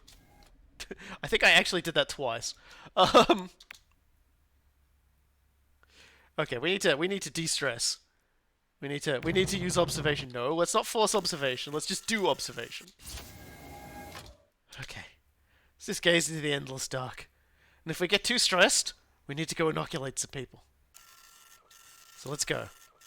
Fucking goddamn it. that was the nothing happens one. Alright. Alright. Let's just go rest. Having not a full fatigue bar will lower some of our stress. Let's just end turn. This is the first time in a long time that we've actually had all of our tasks completed. We're not loading. We're ending turn. Thank you.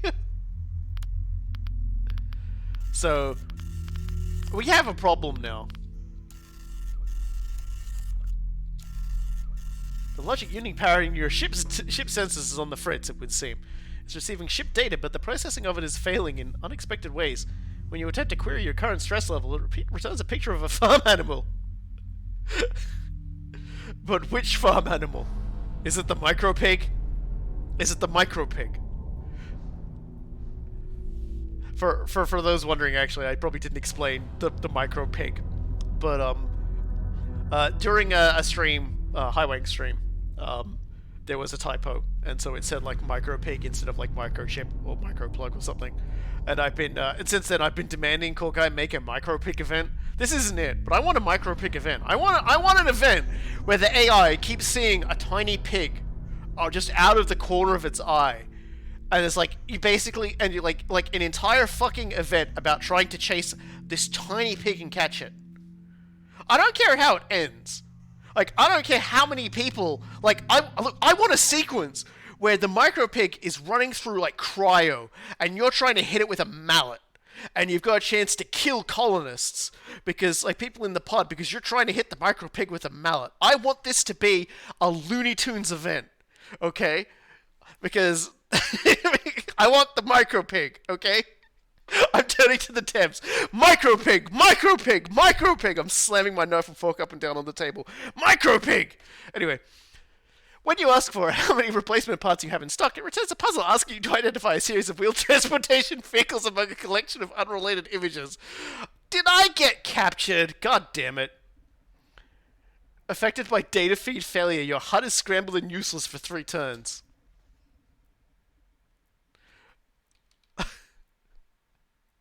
So does anyone remember what we had to do? Does everyone remember what we had to do? I don't remember what we had to do. I think there's a leak there's a leak over in reactor. So the map kind of still works.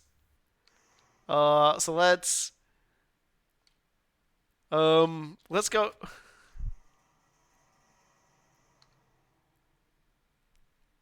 That's right, I'm scared of doors too, aren't I? 5% chance of just being fucking terrified. Yeah, I could probably just check the tasks in command. Shields are down. Oh my god. Stop it. Stop it. Oh god. Dare I do this to myself? Yes. Wincing, wincing, wincing, wincing, wincing, wincing, wincing. Okay, cool. At least overclocking hasn't let me down yet. I haven't exploded the ship trying to fix things. Are shields down because of the event though? I guess we'll just have to find out. Because obviously I can't know any. This is a 5% chance. I didn't even need to open this door. This is the one I needed to open. I have to go inoculate some passengers. Oh my god. Oh yeah, sorry. 25% chance, 5 seconds of screaming. Okay. So apparently there's not enough power to turn it on. I have to go check command just to make sure and see what's causing this. Because we were fine. Weren't we?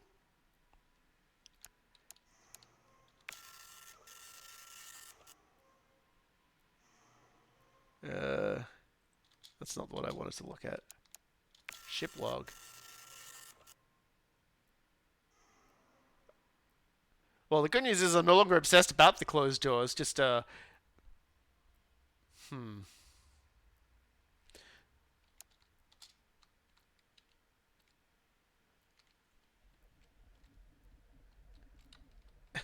unfortunately, yeah. Unfortunately, Robbie is suffering from psychosis. Door-based psychosis.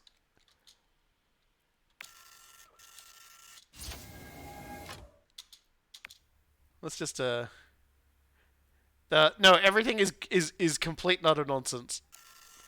With the shutter disengaged, a thick sheet of glass is now all that separates you from the void. Yep. Let's go. Nothing.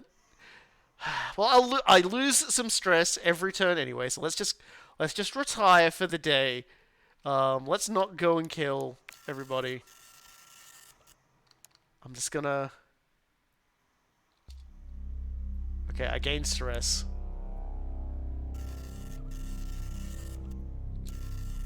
All right, so let's see what's broken here. Okay, well I've recovered from ensumophobia. You awaken to a buzzing alert from the ship. A hot lead from a power conduit feeding a pod refrigeration unit is broken free. Age cracking the ceramic brackets holding it in, and the weight of the shielding did the rest. The pods have redundant power cables for precisely this situation, but it doesn't change the fact that there's a sparking live wire in the pod room. The ship's central core must have failed to cut the circuits. So we can either damage cryo and just go fix it, or we can lock cryo for 2 turns, damage 2 pods.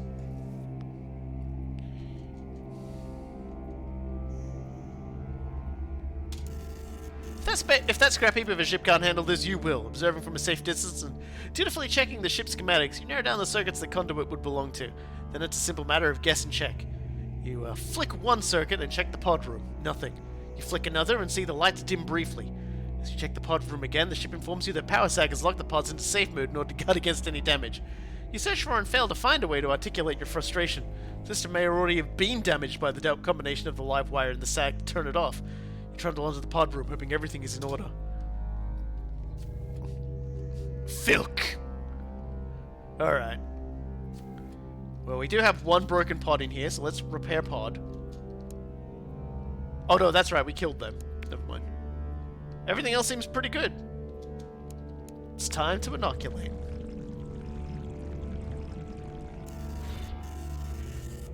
I think I killed someone! Your firmware provides lengthy documentation. I may have killed a third person. 8% my ass, Big Bane. I can't stop the killing. Can't stop the killing. I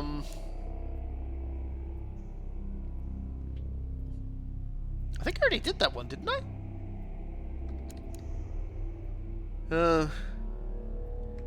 Let's just go with this. Okay, so I haven't used this inspiration yet. Alright. Persistent, never-ending phosphor glow of your HUD camera has become particularly irksome as of late.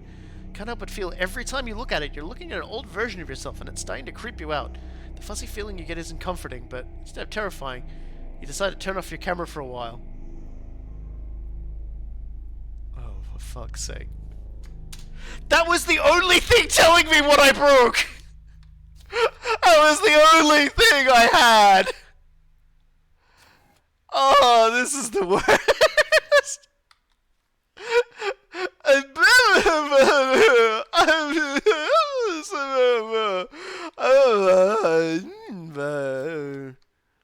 At least I'm not screaming at doors anymore. Oh boy. Hey, let's not overclock the observation room, shall we? Robbie, we ain't doing so good. Maybe the endless dark? Maybe everything out in space will make us happy? We did drop our fatigue, so that's nice, actually. We'll initially just avoid you. Eventually detect energy in the X-ray spectrum. During analysis of this, your logic circuit throws together an exception. Code around you, suspend analysis altogether. I feel pretty good. I'm feeling pretty fit. I'm feeling no fatigue whatsoever. I don't know what's going on. I have to check things. I have to make sure things are fine by looking at them, like some sort of like some sort of plebeian robot. I'm be fucking leavable. Overclock the observation room. Dehumanize and face the bloodshed. Dehumanize and face the bloodshed. Destroy everyone. Destroy the city. Who did I kill, anyway? Man. J-Lo. Sorry, J-Lo. Hopefully that wasn't... Hopefully they weren't about to do something important for everybody else. Oh yeah, the first guy I killed, I think, was the dancer, I think. And that was the mechanic. I think I just killed the mechanic. I should like, the maintenance guy. Yeah, I probably should have written all that down. Okay. I feel ready but incapable. I feel racked with vertigo. Attrition rate of passengers within acceptable limits, but some systems require repair. I can review the ship log before I power down. Okay, well... What needs doing? No, everything's fine.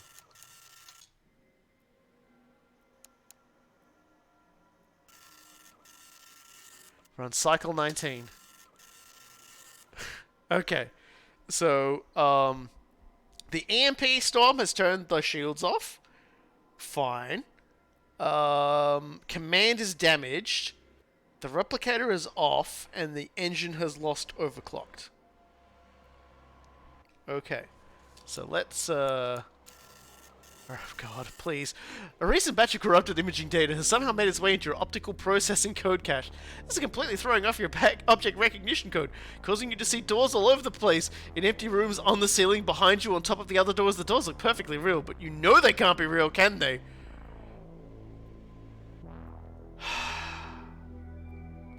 At least I won't scream when I open these. Affected by adversarial input, illusionary doors appear everywhere using illusionary door generates fatigue for 3 turns. Okay, let's repair the ship. That's a lot of stuff I need to do, huh? I gotta go manually check everywhere to make... Oh, Jesus. How do I... Okay, I did it.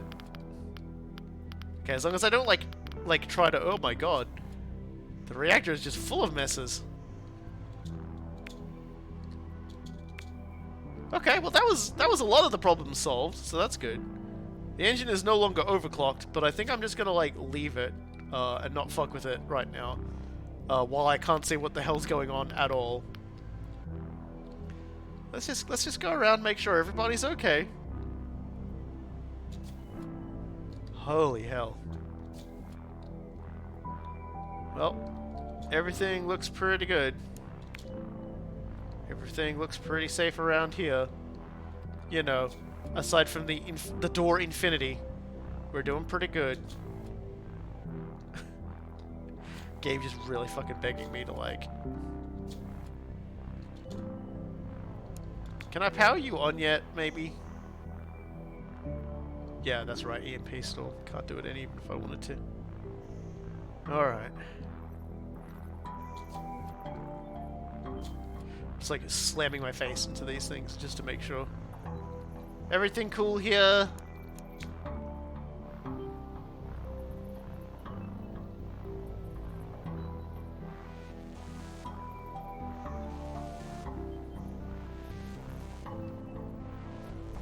I'm done listening.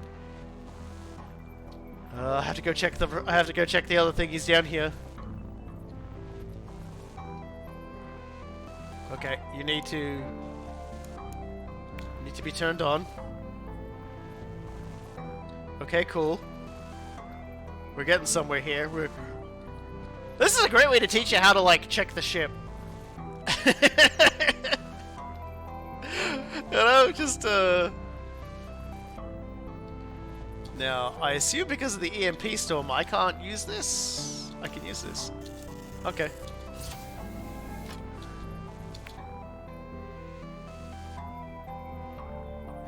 Sol just loves watching everybody suffer.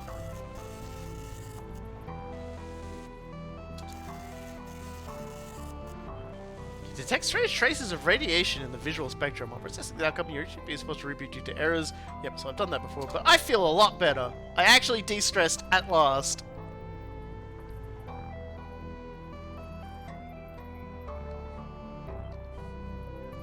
Yeah, that's telling me that I've got some pods that have failed, and you know. But we can look here. The only pods that are actually bad are the ones where I've killed someone while inoculating them. I'm guessing I tried to do something I couldn't do then, instead of, like, inoculating. It passed by so quickly.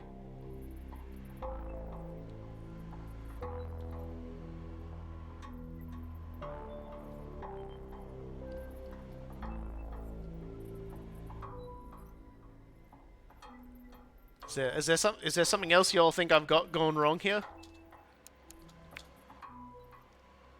Yeah, it's kind of hard to tell what I'm missing, but at the same time, I think I'm good. Like, I didn't go in and look at the engines, so I'll go in and I'll make sure the engines are actually functioning. It didn't say the engines were broken though. No, engines are good. I can see from there. No, I think everything's fine. Robbie is. This is punished Robbie. This is Robbie is wondering why he's here just to suffer. I feel a bit spent but prepared. I feel unsound. Only some passengers are beyond repair and no systems need attention. Okay. Okay. Well, the good news is we are still ahead of the curve, so that's good. So, we're no longer suffering from that. So the shields need repair.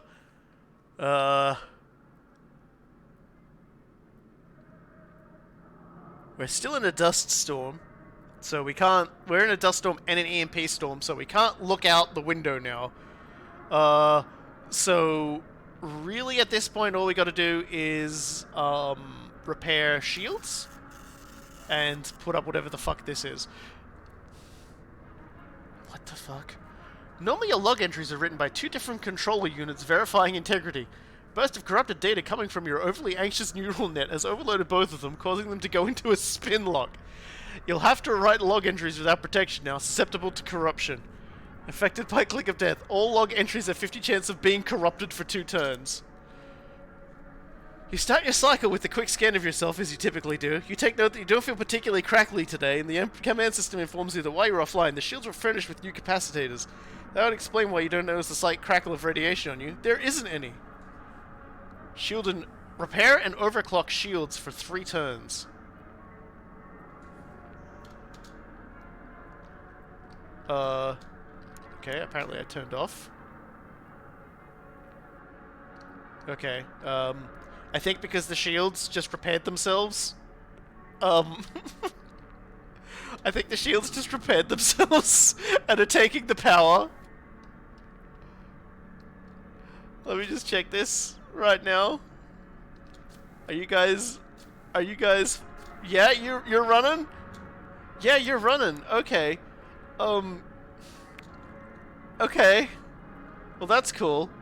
Let's have a walk around the ship and see if anything's fucked, I guess. Hey guys, it's me, John Robot. Here to fucking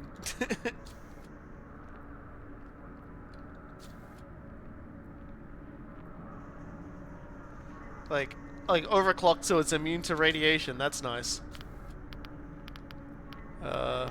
You're fine. You're very... Dang it, I pressed that. I didn't mean to fatigue that door. Okay, engines are good. How are you doing, by the way? 88% chance to overclock it. I could probably get away with trying to overclock this and break it. And repair it. Because I've got a lot that I can get away with for this one. Nice! I feel like this is the only thing that's going well for Robbie right now, is his capacity for overclocking the engine. It's all he's good at.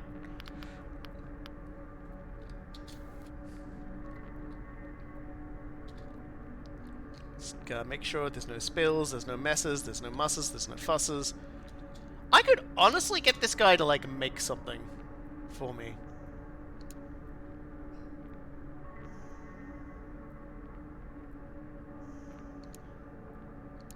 But I don't think I will.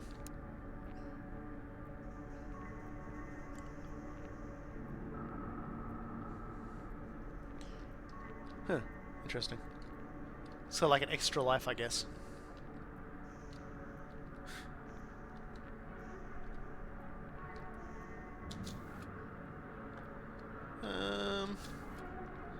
Navigation's doing fine, and like I suspected, observation should probably be fine.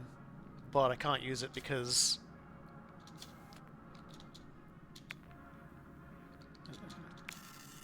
Oh, apparently I can? Oh no, there you go. The console does not respond to your request yet. Because there's a dust storm out there, so I can't do it. So what else have we got here? Let's look through all of our things. Dust cloud detected, electromagnetic storm detected. The reactor is producing 2 less power than expected. The cryo is on, locked. That's fine. System engine's on, and command is off.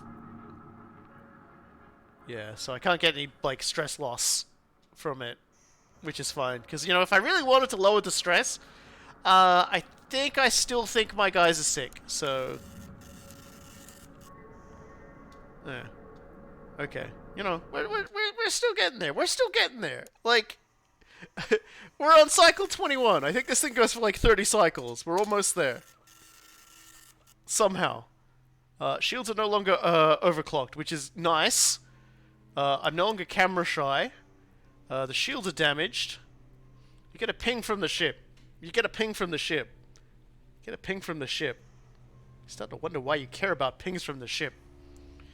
Because it's your duty? Because your programming says so? Because the ship will collapse and you'll die if you don't? Turns out you don't. Well, I need to repair some stuff. Let's just take the stress hit. You must physically feel a fuse blow in your brain every time another ping from the ship comes in. Nothing more than the tell of the incessant machine to fry your core with your offended warbling, or more preferably, fry the ship's core. But you know it's impossible. The ship's core is not intelligent. It'd be as effective as yelling at the engine to go faster. You stutter softly with every new interruption. It's got to stop. But it won't. It won't. So what's going wrong now? Reactor is still sucking. Engine's overclocked.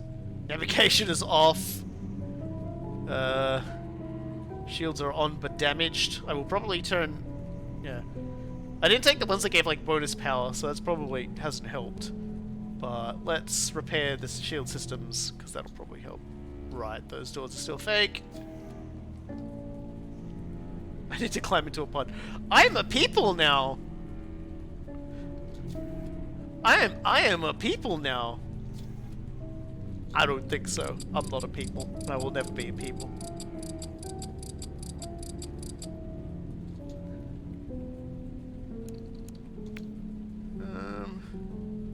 Can I power on navigation? Now that I've fixed the shields. Is that gonna give me...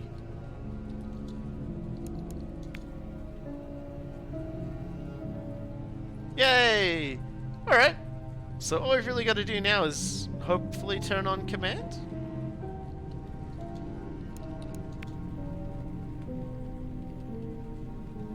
Okay, so not enough power. But no big, I've got all my stuff back. I don't need command. Command will de-stress me a little, but that's why we have the observation window. You know? That's why we have good old observation window. That's why we almost killed good old observation window. Good old observation window. Never letting me down. Shutter disengaged. See? Look at that. You detect absolutely nothing, not even the X-ray spectrum. We're fine, everybody. We're not going crazy. You're going crazy, but I'm fine. You're not fine. You should really think about how unhealthy you look. Anyway. Yeah, like, I don't know, like, if you've really thought about what's happening here. It's not letting me climb in with them. I was trying to leave then. So, unfortunately, I can't trade places with a dead passenger.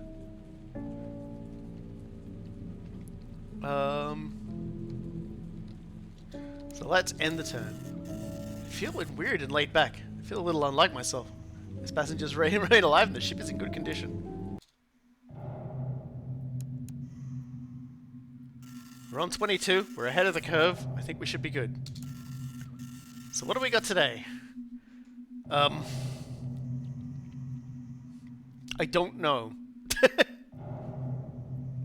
I don't know what's going on with that, but we do have our thing back, so that's cool. You're alone on the ship, at least by most definitions of the word. The passengers are all in stasis. You're the only intelligent machine up and about. You're pretty sure of that. Motion sensors are not firing any alarms. Nothing is out of the ordinary. But you can't shake the feeling that you're being watched. Guys, I don't mean to alarm you, but there may be micro-pig or micro-pigs on the ship with us. Okay? Just let me know if you hear any oinking. Okay. Cool guy. Add this to the dev notes. Add very rare chance for distant echoing oink. You can't shake the feeling that you're being watched. You are sure something is right behind you, but when you whip around to see what it is, there's nothing there. You're all alone on the ship. You promise yourself that. You're affected by scopophobia. You feel insecure for 3 turns, which is nonsense. Look, there's nothing behind me. Gotta be crazy to think there's anything behind me. Anyway, we need to go repair a pod.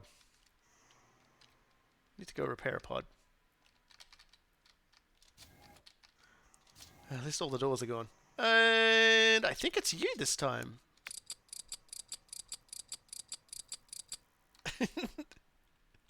I just really want the micro pig. That's like, I don't know, like yeah, I'm actually just thinking, actually. Let me just check myself. Do I still... Okay, so I can't kill the crew anymore. You know, for fun. So what do we got here? So navigation's off again because the replicator's damaged, for fuck's sake. Crawl into pod. Really just wants me to do it, huh?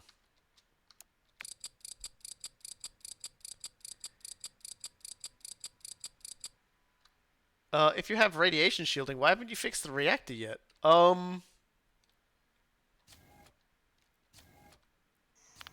don't think anything's broken. No, it's fine.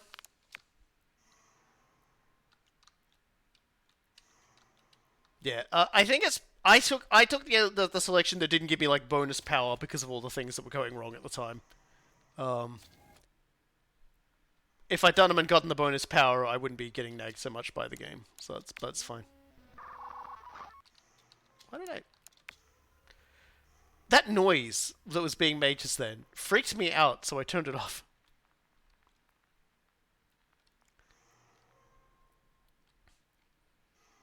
So yeah, let's use the observation window, guys. Yeah, I'm actually doing okay. I'm actually doing okay.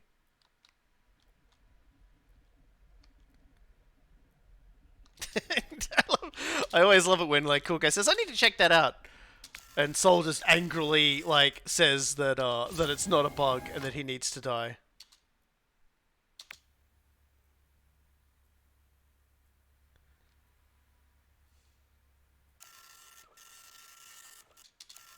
And we just wiped away all of our fatigue. No worries. Not that it's really that big of a deal at the moment, because we were just going to go to bed anyway. Look at all these machine parts I have.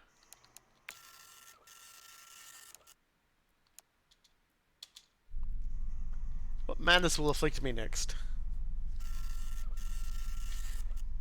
So we've got a pod that's down, and I need to kill someone, I guess. We'll ignore that.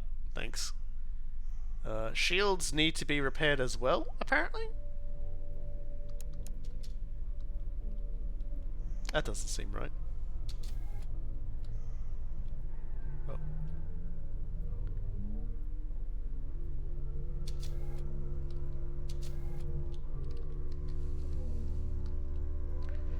Oh, it's possible to save every passenger, for sure. I just, every death here was preventable. Every death was preventable. Every death was funny.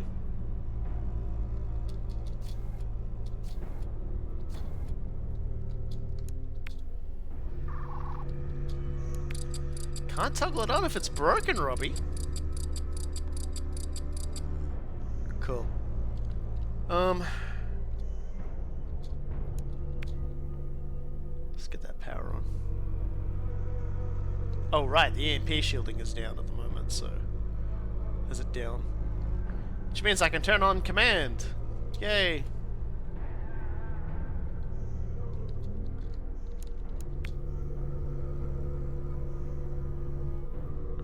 Ba-ding. So what other problems have we got here? We've got... That's the storm, the reactor's buggered, and the shields are off. So that's pretty normal. That's fine.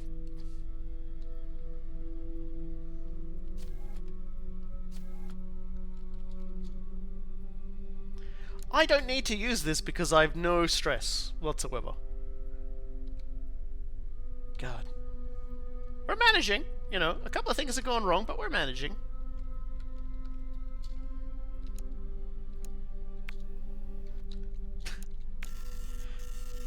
Let's power down. We're well ahead of schedule, with 6 days to go. We're doing good. Big thumbs up. So begin maintenance protocols. Please repair all damage. Well, what do we got? Okay, so the engines are off. That's a problem. So random leaks.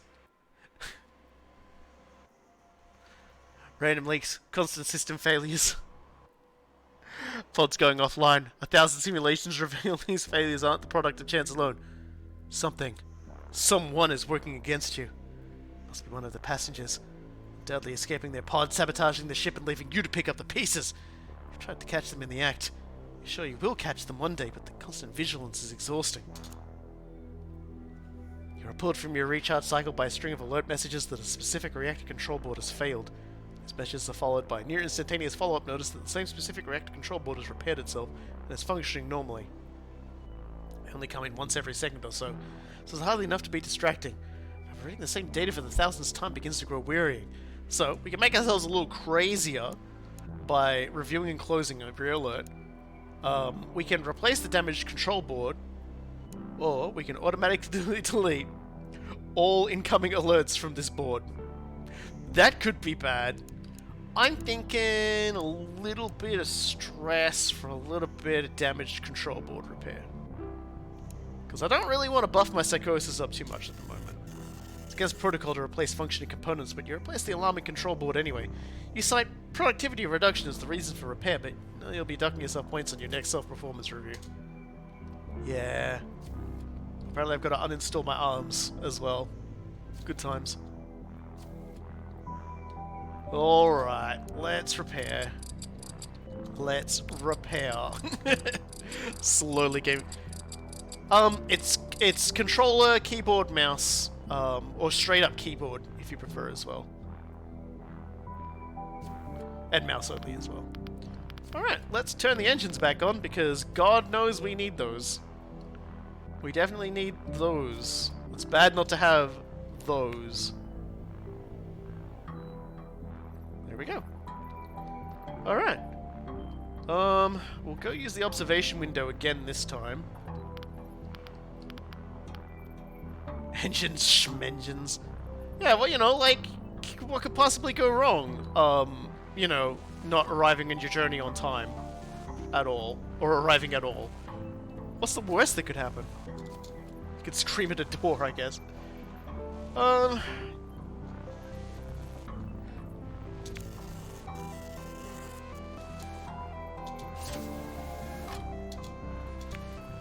Let's do some gazing.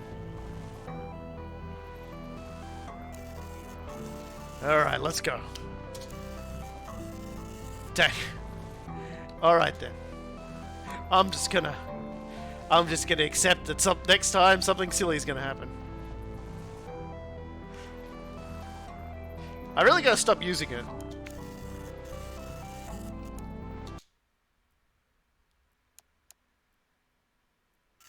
Alright.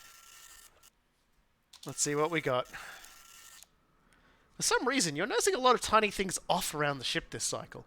An ancient scuff from a bit of machinery in the corridor floor, an extra splatter of grime on the hatches, a tiny amount of ground-in dirt from the seams joining the structural beams to the hull. These things are violations, and your programming actively advises you to disregard them, but they bother you. So, we could heat the programming and do nothing, fix the most visible problems only, focus on the areas you spend the most, clean the ship. Okay, let's just, I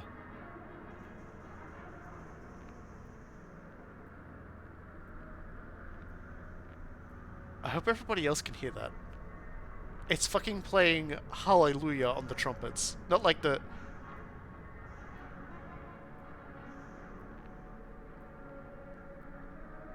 That's some fucking opera. What? Oh my god. Okay, I'm going crazy. Let's go more crazy. You carry on, but the Netherling concerns continue to mount. Nothing is ever as easy as your programming ever suggests it should be. That thought, once formed, sticks in your core worse than any stubborn piece of filth and remains as elusive as the worst mode of wispy waste. What about what you think? Why is all of this so unimportant? Prioritize this and how? Fixation breeds into rotting resentment. A ship should be ship-shape. It's almost a tautology. Maybe you really do know better than whatever clod designed your programming. Well, I'm definitely unsettled, so let's repair observation.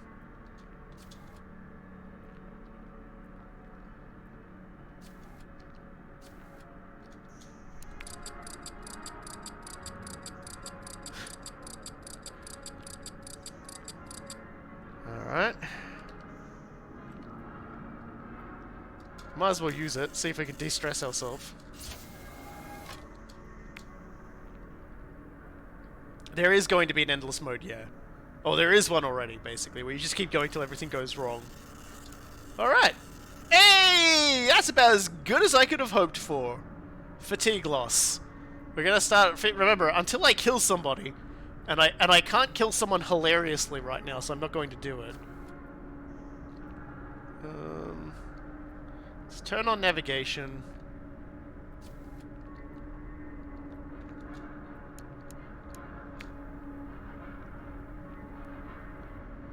Honestly, I could just turn off observation and power on the shields.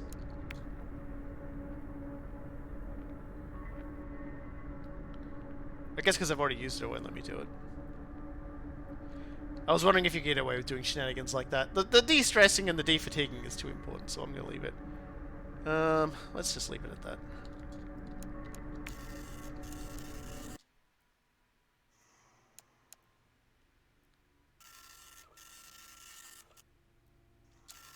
Alright, let's see what nonsense happens to me today.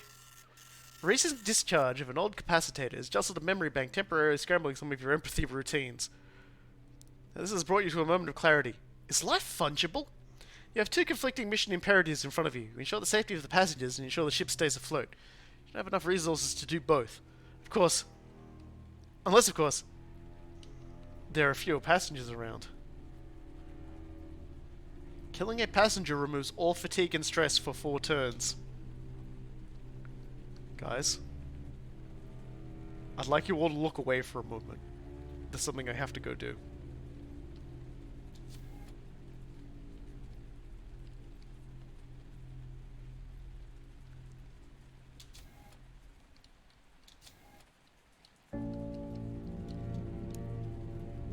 turn cryo back on, because apparently cryo turned off. Oh, okay, so command needs a repair. Hold on a second. I gotta repair. You can all look back again. I haven't done that. Nothing's going wrong. I have to fix this first and then turn cryo back on.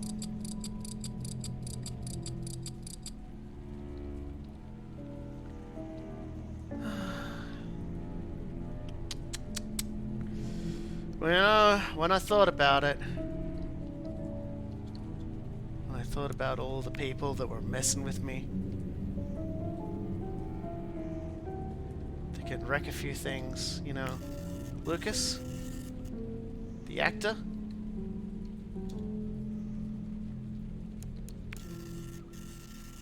Nancy, the fitness trainer. Little Kaylin Thompson, the paramedic. All the fun we had, Kaylin. Sage Dawson, fixing cars. Maybe damaging the ship. C. McCann, our second photographer. You know, they had to capture that moment of triumph when we arrived with so many people alive. Javian Flynn, the security guard.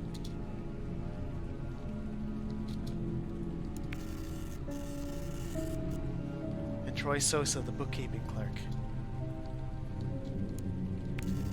Well, Lucas, my friend, you were a pretty good actor. Pretty clever boy.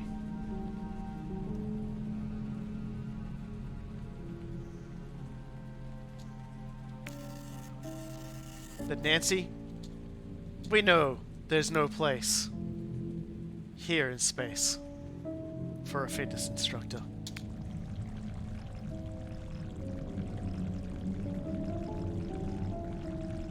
You fuck with my ship, Nancy. It had to be you. You were jealous. Well, as the last vestiges of life drain from the meat bag and you begin the pod's disposal sequence, you start to feel better. Maybe not better, perhaps, but at least relieved. You can move on. You can heal. Whoever was in that pod can't, but that's not your problem anymore.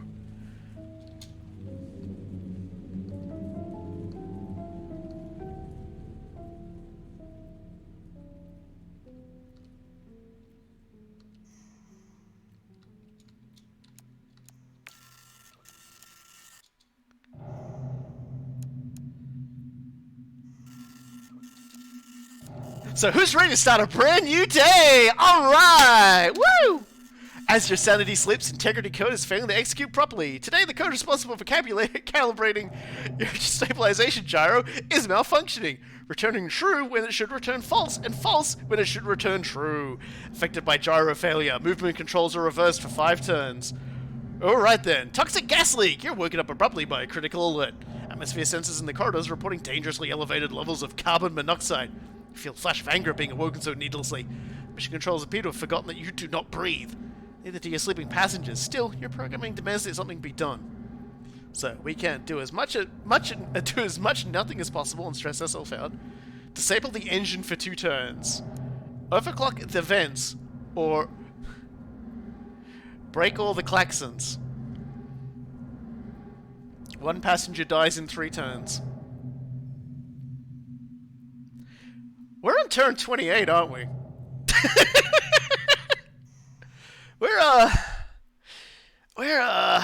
We're about to win the game, aren't we? You refuse to suffer because someone wrongly believes it is required. Fortunately, it's trivial to set it right. You grab a hefty monkey wrench and hunt down the shrieking sirens demanding pointless action. 1 swing apiece and they sputter to silence. As the final one winds its last, you soak in the relative stillness. If you're wrong to say the ship is quiet. The ongoing hum of multiple systems working in unison ensures there's always plenty of background noise. However, the noise is the familiar drone of things working as they should, not the stabbing squawking of the klaxons.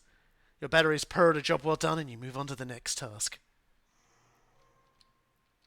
That's right. I was like, I'm stuck. No, I'm not. I'm backwards. Alright, so... Oh, we got a repair command.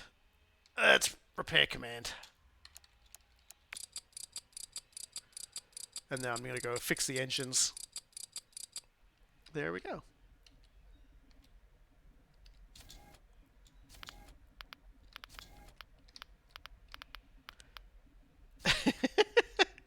This is some evil shit, but this isn't my first rodeo of getting my fucking shit fucked up by,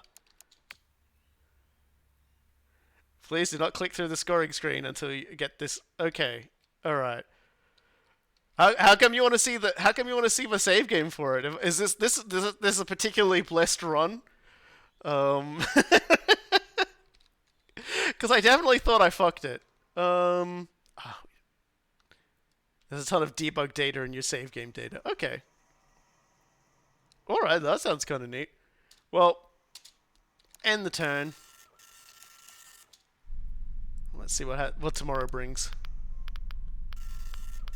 Okay. I don't like what's happening here. Oh, hey, there you go. Okay. So, after 28 mission cycles, your fantastic journey has ended with passengers still alive and your mind intact. Your fanfare comes in the form of an override signal, demanding you return to your charging station where you'll be powered down, memory wiped, chassis replaced in deep storage, and a replacement custodian booted. The signal ends. You do not need to understand, you will need to accept it. Will the next Robbie be me? Probably not. Okay, so the scoring screen is next? Yeah, okay.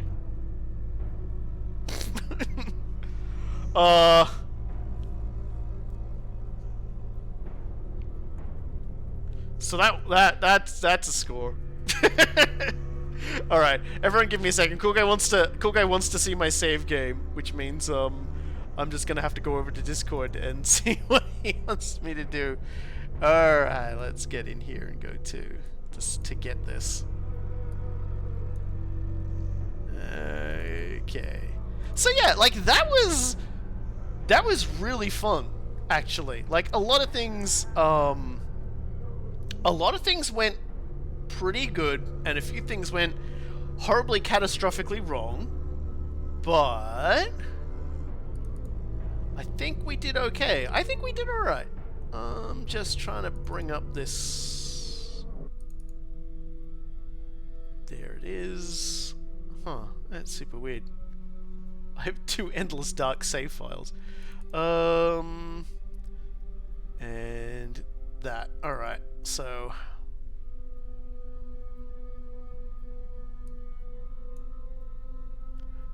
okay, I'm just gonna make sure Cool Guy gets this. Hold on, I just gotta make sure this uploads. Okay, Cool Guy, I send it to you via Discord. Is that I won't touch anything until you tell me you've got it, so it doesn't do anything weird. Yeah, there's like 2 folders, one for me and one for like one that's definitely was done today and one that was done yesterday. So there might have been a change in how it saves. Because I know this game's been getting constant updates.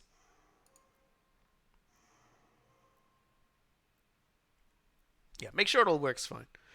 But yeah, I can't believe I lost points for killing my passengers. I mean, come on. They knew what was going to happen. Yeah. They surely, like, one of them was sabotaging me. Like, one of them was actively working against me. I had to kill them. Cool. So you got it. Awesome. Thank you for participating. And yeah, here are all the people that have helped us out, or I should say, helped Soul and Cool Guy out.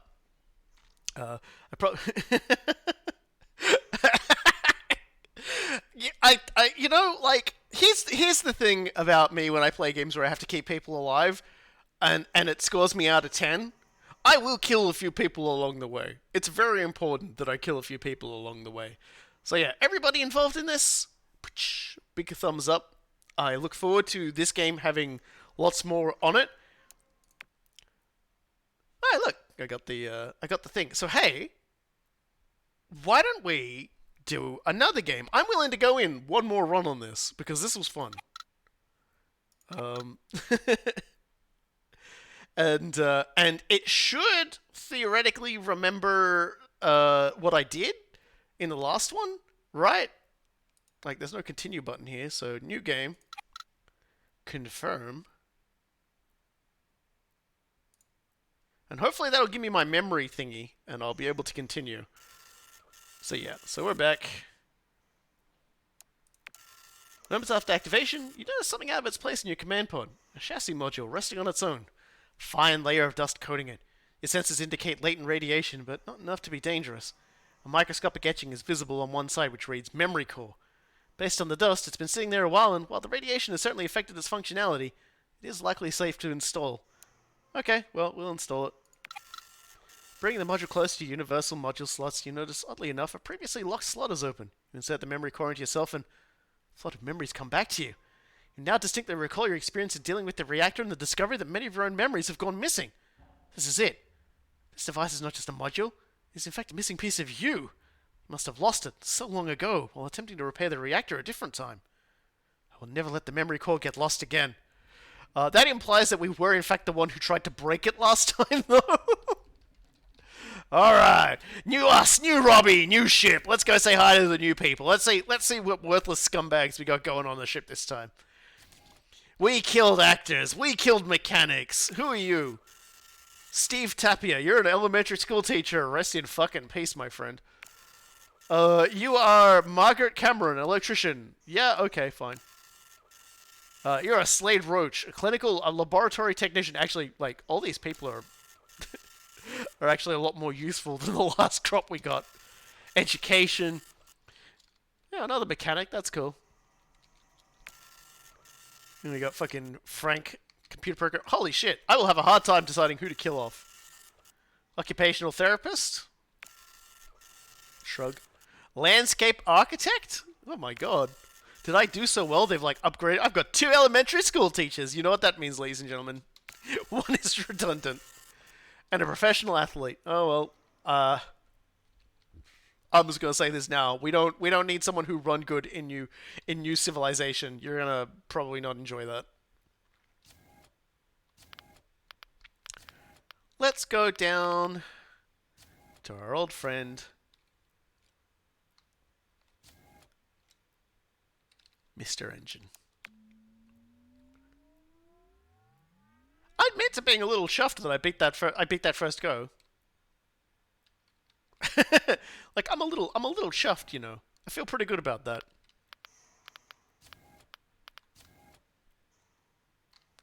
And we don't really like. Here's the thing, guys. We don't need to look at the observation window. We aren't stressed. Now we know how to do this. Now we know how to like try and game the system to not get killed. Let's try and power game this a little.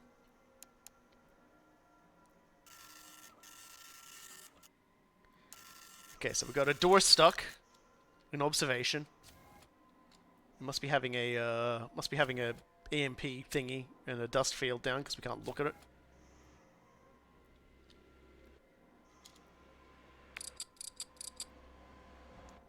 Look in Discord. Hold on a second. I'm being pinged. The micro pig. Yes.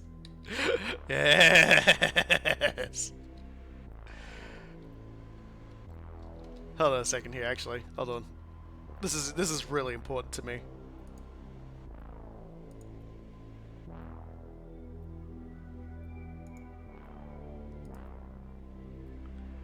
This is really important to me, so I'm just gonna have to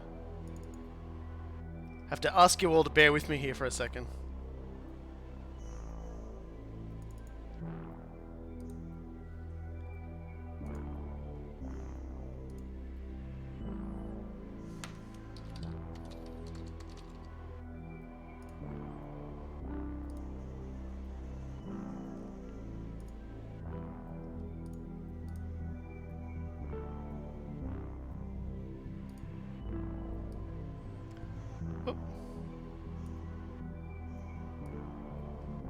Sorry everyone, I'm trying to grab my...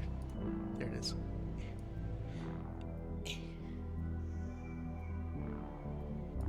There we go.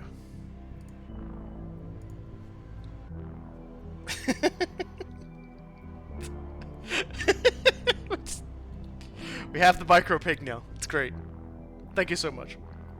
What was I doing? Oh yeah, like that was all we needed to do. Let's just sleep. Micro pick every because PTV persona now. Look, I don't want to be the pig. I don't want to be the pig. I'd have to change my name to like the last row pig Kai or something, I guess. Like the micro pig is just, you know, it's just gonna be there, and maybe next time I'm streaming Endless Dark, I might have a pig toggle button, so I'm just gonna make it appear and see if anyone notices. Or maybe I'll never press it, and people will just be constantly trying to find where the micro pig is. It's not even in the game, and I've already got Endless Dark lore. A proximity alarm plays with no preamble, extreme rarity. In response, your CPU maxes out its internal frame rate, letting you search your entire knowledge base in nanoseconds. Unfortunately, there's only one likely result for the situation. A previously inert micrometeorite has picked up a lot of energy very quickly. It's now on a direct collision course with the ship. You have only instant to respond. So we've got... do random damage twice, ignore the shields are down, but who cares? Damage engine twice. Distance +1. Used attitude thrusters for a quick course adjustment. Crash power the shields. Honestly, I've got the engines overclocked, so this isn't too bad right here. This is the very first event. I'm gonna be real with you, cool guy. I am mostly hanging out for the far more important event 69. Let's see if it ever happens. Part of your enhanced repair suite includes a large asset of mitigations for emergencies just like these. You access a few simulations of rapid thrust burns and calculate the ones likely to avoid an impact. Peel it off successfully, though it threw you off course enough to delay your travel. Yeah, it did. We could game that a little bit though. Because now we're behind the line. Oh, it's not in the game yet, so it's... So let's overclock navigation, because, like... You know, we could, Does super boosting navigation just make it more likely you will avoid bad stuff, or will it allow you to, like, speed up your trip? I just heard a noise like lip smacking. What the fuck? Oh. I'm just like, what was that? Who was that? How was that? Pod 7, how's it going, Phelps? You're the... Wait, the security guard? No, the occupational therapist. Okay. You good?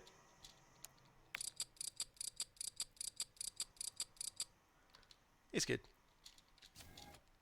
Still... Man, getting the free right to just outright kill somebody was a fucking trip. My engine's still overclocked? No. Okay, let's go repair observation, then overclock the engines again, because we need to get ahead of the curve, baby. We need to be the go fast boy.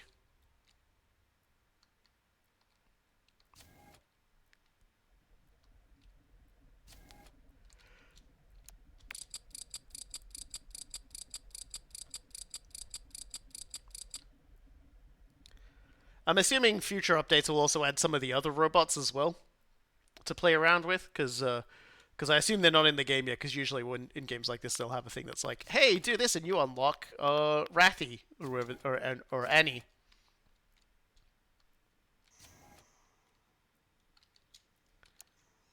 Can we overclock you successfully, my friend?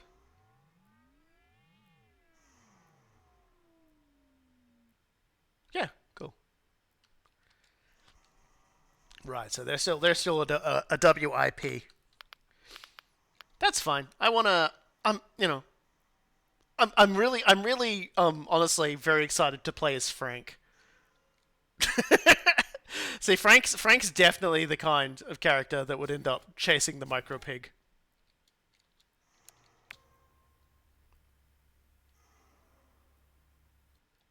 Here we go. Don't really have any stress. Something we just did removed stress. Let's see what else we got here. Haven't really installed anything yet, have we? Just the heat recycles that make us go faster. And I don't really even feel like I need that.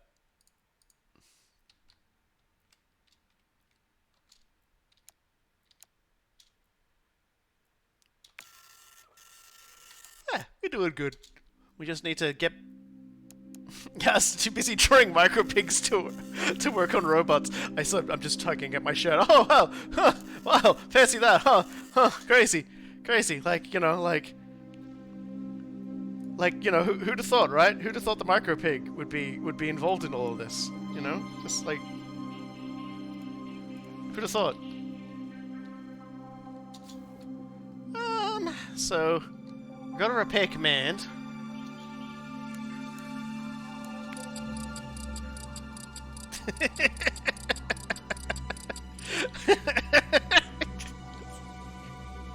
I'm looking forward to the day there's a patch note added micropig to shut RoboKai up.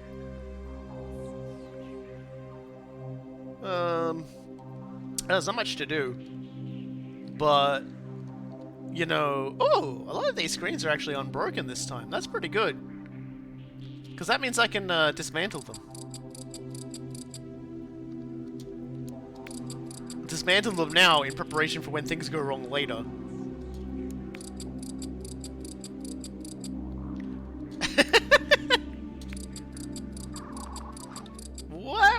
That was a different kind of dismantling. I didn't like that.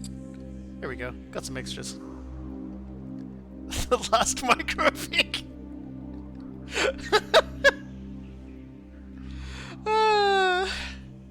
God, everyone wants me to be a pig. It's kind of weird. No. I don't even like really care about pigs. Alright, so we're on cycle 5. We haven't started a plot line yet. Well, it looks like there's a lot to do today. Which means, let's do it. I'm digging this music. Oh, right, the firebreaker. Yeah, a few things to fix, not too mission critical.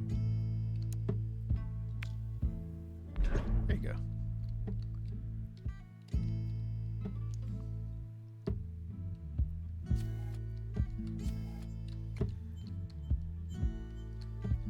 Alright, here we go. So, Ariana Waters, she's one of our redundancies.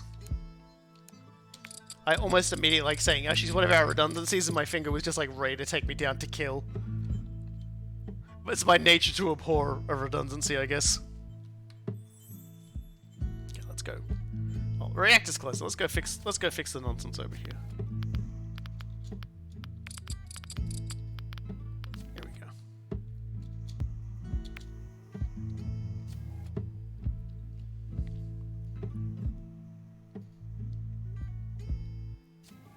Now we can go repair the other thingy. So far, so good. Nothing particularly silly going. I'm not that stressed. Redundancies save lives, and when those aren't important, they save runs. Well, I mean, oh, if our ship hadn't arrived when it did, I probably would have killed even more of them. I was 3 turns to another person dying. And yeah, we're good. We don't need to use the observation room because we ain't stressed.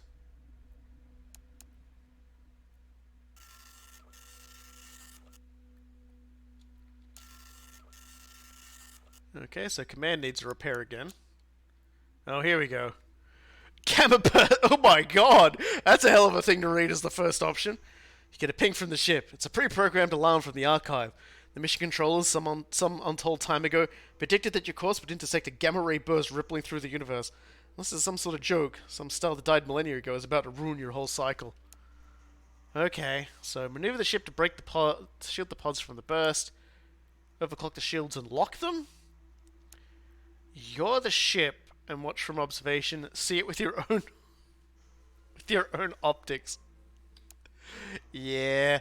Let's overclock the shields and lock them because I haven't really had to worry too much about the shields lately. You rush to the shield generators and overclock them, hoping it will be enough to weather the gamma storm. The good news is they appear to be. The shield displays waver, and you hear the generators made a noise hauntingly akin to bronchitic coughing.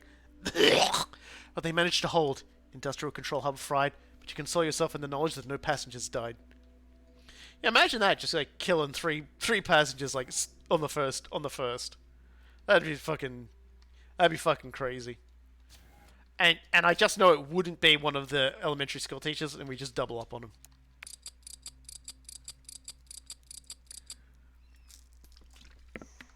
You get 12 machine parts though.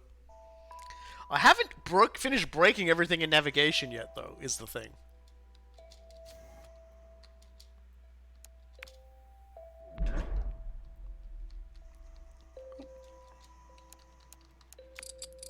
I always prioritize trying to repair the pods first, just because everything else is like, nobody dies if I don't fix the command thing. And then navigation has a leak.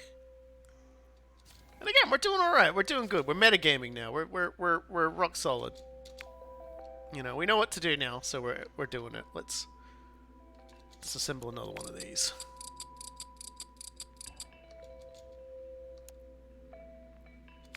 Just gonna keep on breaking these things when I have spare fatigue. Let's go. You can only carry 20. Oh, okay. Well, that's good to know. Yeah, everything's good.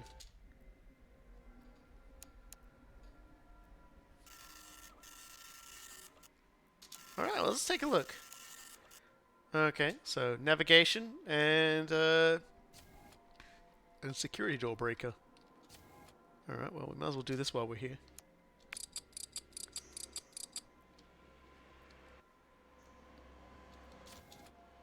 I'm interested to see the next event kick off.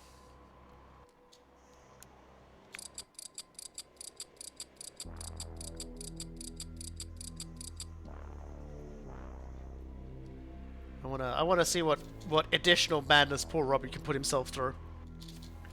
Definitely gonna need to probably activate the engines again. We're sort of riding the line here. If I let myself fall too far behind, this will be bad. What's the warning here? Dust cloud detected. Okay, we're good. What about this? Shields on, overclocked and locked. Yeah, that's fine.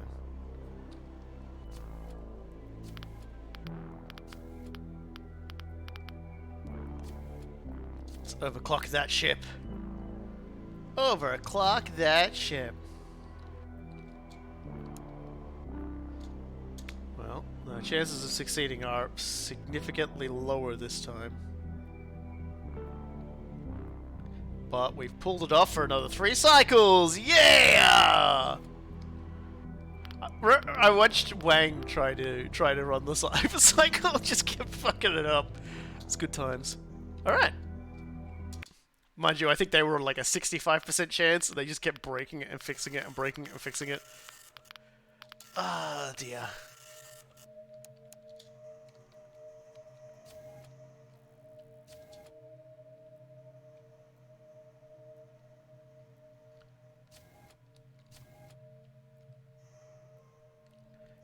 Yeah.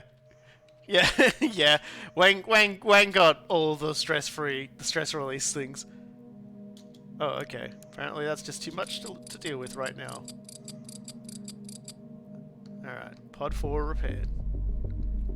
Let's go repair the basic door breaker and the security door breaker. All the doors are broken, I guess. Interesting how I managed to not encounter any of those myself.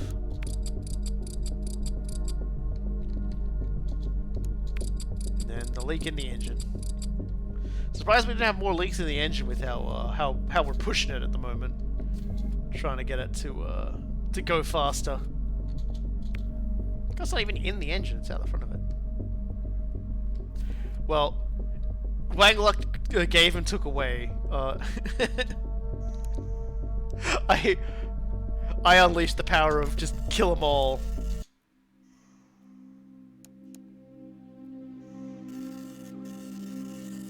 I don't know, man. My breakers are broken. They're living up, like, if you wanted... Hey, look, if you didn't want them to keep doing that, you should have called them fixes. Apparently they are catching fire a lot. Alright. Do robots dream of recursive sheep?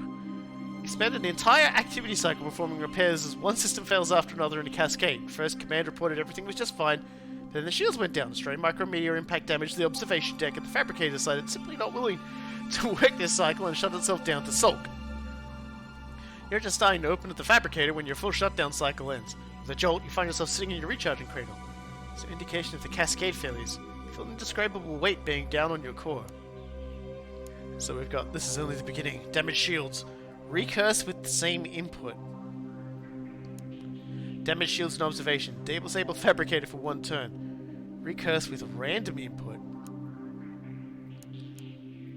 I will need you guys to explain what that means. Recurse with same input? What does that mean, though? Recurse. Because I guess the idea is that you've just dreamed of this happening. I guess we'll just recurse with the same input then.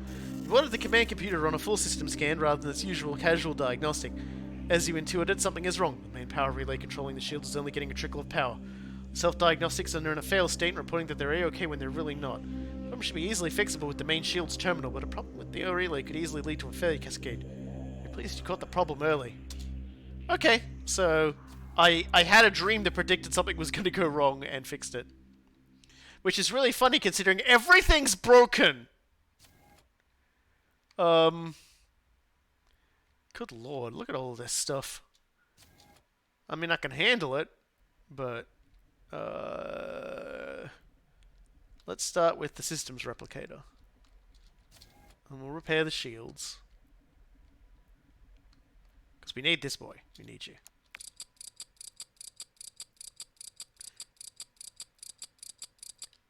Yeah, it was just very odd to me, the whole recurse thing. I guess I just don't know my robot language. I'm just like a poser robot.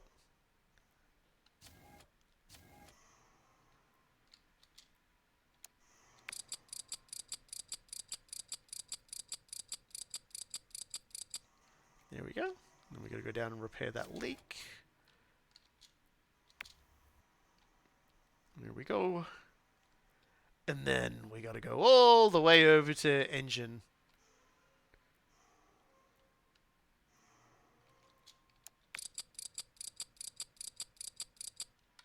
Yeah, look at this. We're completing all of our tasks. Our fatigue isn't skyrocketing. Nobody's been killed. Life is good. Where is the stuck door? What the fuck? Robbie, don't be naughty.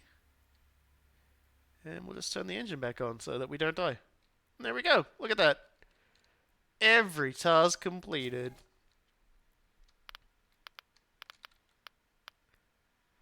So let me just check something about myself here for a second, though.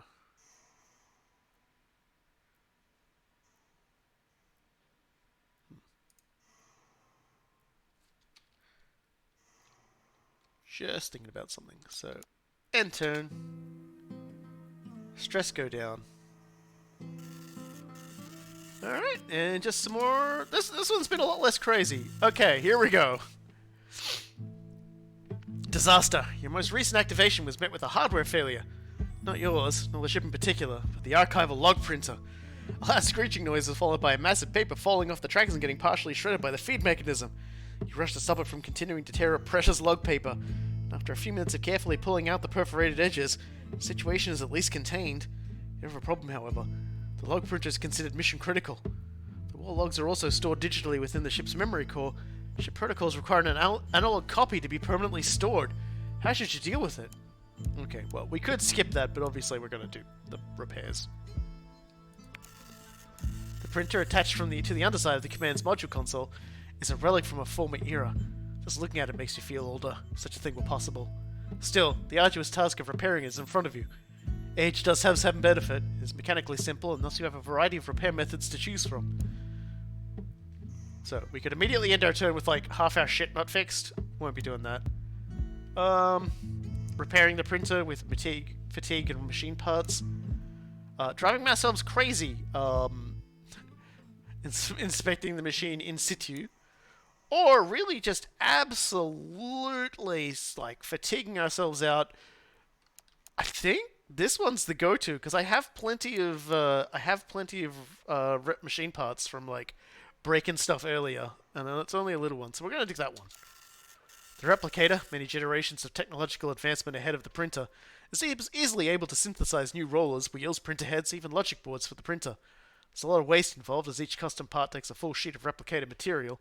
In a few hours the job is done, and the printer is as close to new as possible. A crisp test page takes a mere 7 minutes to complete. Oh god, I think we've... Is this ship got a dot matrix? Because that's kind of what it feels like.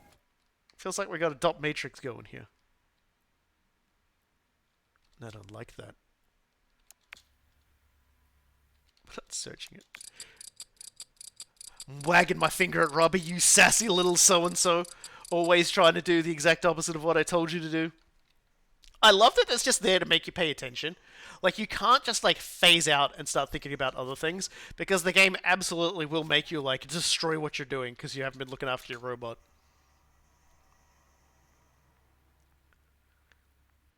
There we go. See, in that case, he wasn't even, like, cleaning the hazard. He was doing something else, and then goes, I don't want to do that. And I was like, because you can't sabotage a spill.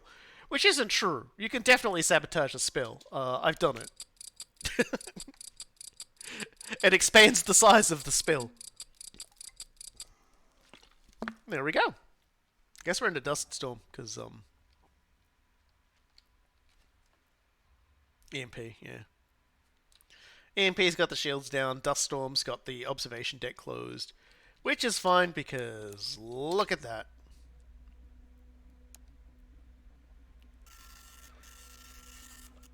And we got a lot of work to do. A lot of work to do. You awaken with a crackling jolt. Your startup sequence is plagued with alerts of cascading failures over your tertiary systems. Blown circuit boards, fried capacitors, failing couplers abound. Your eyes are slow to come online, as are your self-awareness routines. When they do, you find yourself prone, staring at the floor. That's when the acrid smell of your own melting dermal material registers in your olfactory sensor. With many false starts, you flip onto your back. Long and narrow strips of carbon run from your wrist to your elbow. Your charging ports are ruined. You stare at the rest station in confusion and hurt. At least your surge protection worked, otherwise you'd definitely have cooked in your cradle. So, we can just fix it, get back to work, raise our stress up pretty bad. Someone tried to kill you, find out why.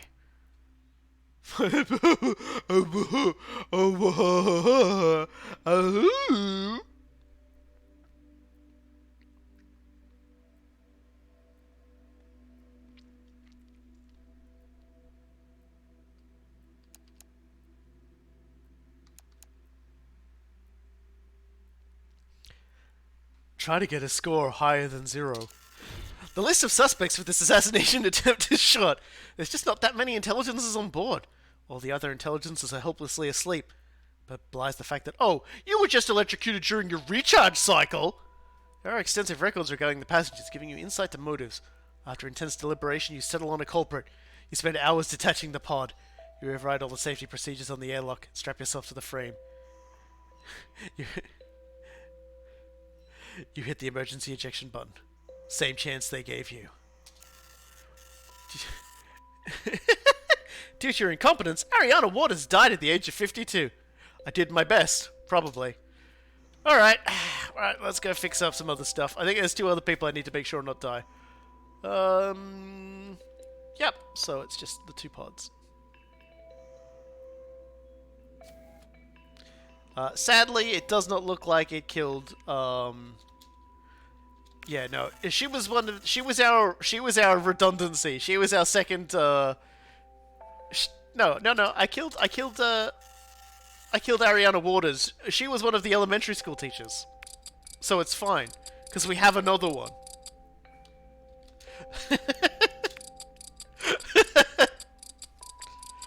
I shrug.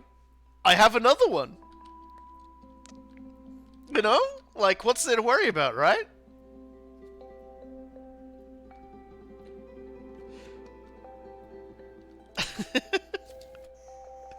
I fucking love this game so much. I'm really just like...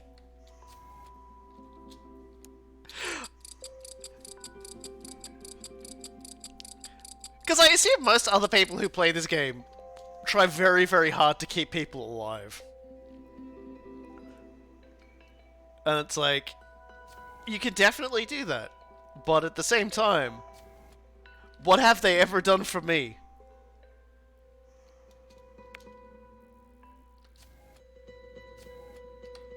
I'll do it later. No, clean it, you little sausage. You little unruly sausage. Oh my god.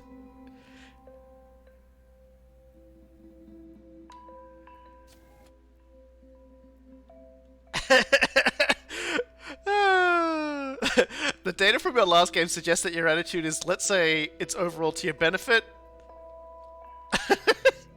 Well, let me just remind everybody, that was my first time ever trying to play through the game from start to finish, and I won my first ever playthrough of this game. You know, I've only watched one other person play it, and they didn't do that. They went crazy and they died. But not me. Oh no. I pressed the flush button on somebody. I watched them just drain away and, like, be, like, processed into biofuel. Like, you know, like, I'm fine. Are you fine? I won. I won the game. Whereas by the time I got to the end, I was pretty good. I was pretty good. You know, we had that hiccup in the middle, but then you told me how to actually, like, get more stuff, and I was like, oh, okay, that's alright then. Stop turning my... 4% chance he would do that. Easy. Alright. So, pretty easy day today, which means we'll probably get an event that's going to ruin everything. You begin your periodic self-performance review by reviewing the quality of your work to date. You give yourself a few brownie points for creative problem solving and for conforming to your latest RPIP. As always, your review subroutine ducks points from your personal efficiency rating for idle time spent recharging on the pad, and your score comes out of the obligatory 3.8 out of 5, which is simultaneously the highest possible score, but also too low to avoid being put on some other dreaded... another dreaded RPIP robot performance improvement plan. Okay. So, I've got to re-review until you score something better, become belligerent, break something to overclock your repair efficiency. Ah, it's only a little bit of stress. And we've only got, like, a door breaker and a leak.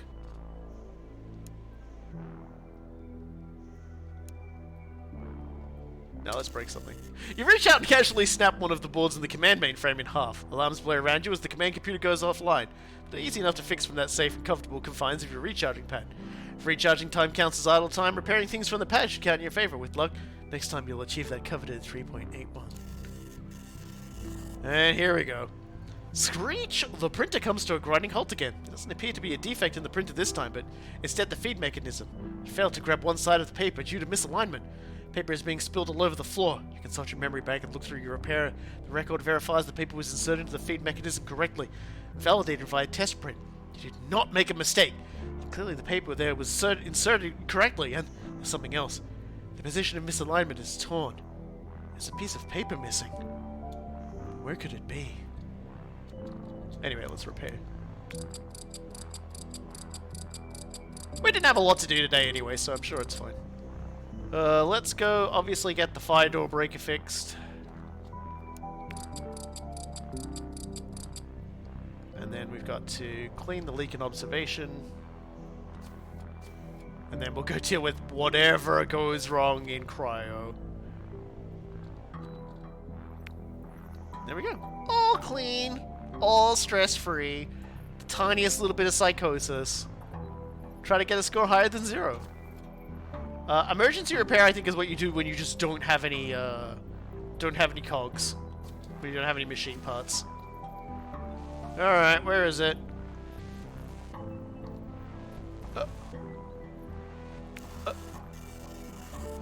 Ariana?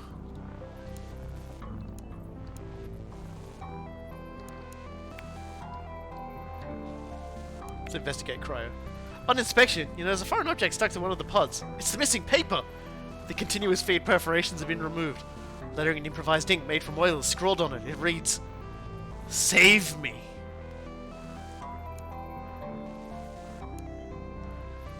So my choices are, analyze its origin, then destroy the note. Which gives me the least amount of psychosis, but the most amount of stress. But we are doing alright in that regard. Then we've got, over here, analyzing its origin and archiving the note, which gives me less stress, but a little more psychosis. It's important, but I can't get distracted. Or I could analyze its origin and keep the note.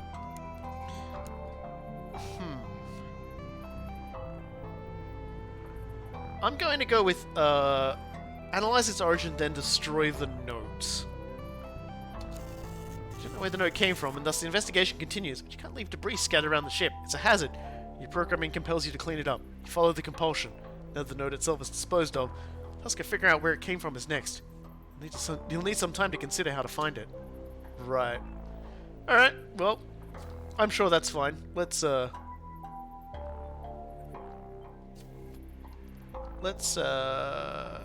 use the observation window, see if we can't de-stress a little, de-fatigue a little, maybe go a little crazy. Let's take a look. Do a little bit of gazing, a little bit of stress relief gazing. Oh, well, I reduced my fatigue, which is pretty good. Alright. That's fine by me. So, why don't we go see about... Because I'm still not really happy where we are positioned relative to the line. I feel like we could probably be going a little faster. So let's see what we can do about overclocking it. Nice! 4 cycles of speed, baby! Did the emergency repair option get explained? I just said it's what you do when you don't have any bits and pieces, right? That's correct? Like, it's just what you do when you don't have machine parts. And it's got, like, less of a chance of succeeding. Wow, there is nothing happening today. Processing the mystery note proves difficult. Your own code delivers biased answers, returning nulls when you ask simple questions like, what's the most likely source of the note? To much frustration, you have an inspiration. Heuristics! Though it is only 2 words, a novel text analysis program might be able to find patterns you can't. An idea of how to write just such a program. If you create a sort of chatbot and feed it all past log data, perhaps find a solution. Alright, so I need to go talk to the replicator to make me a chatbot.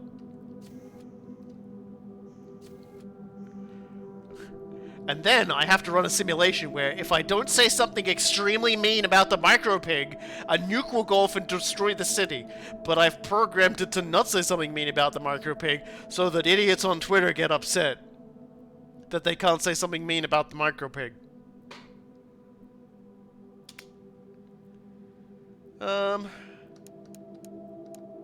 Alright, so 3 parts gives me a little bit of everything, but we can definitely do that. Just load that shit in.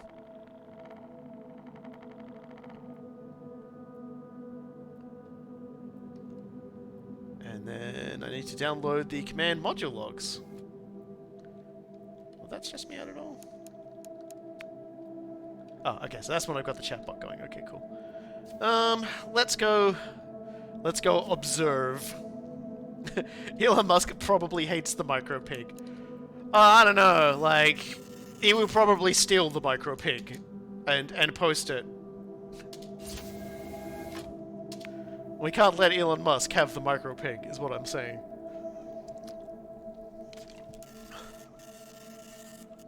With the shutter disengaged, a thick sheet of glass is now all that separates you from the void.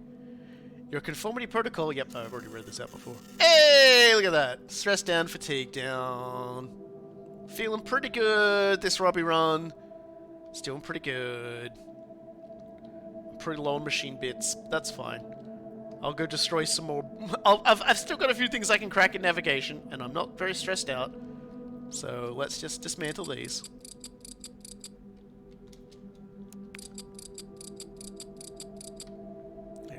at that. See? Easy. GG no re. Everything's been going tickety-boo. Etc, etc.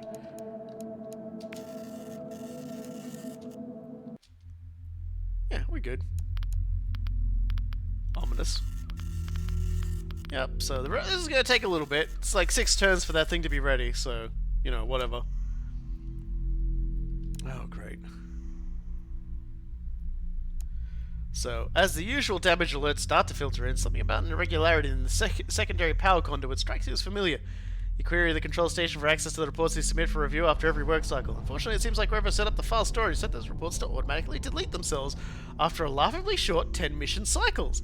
None of the reports you have submitted since the journey began still exist. So, this is a, I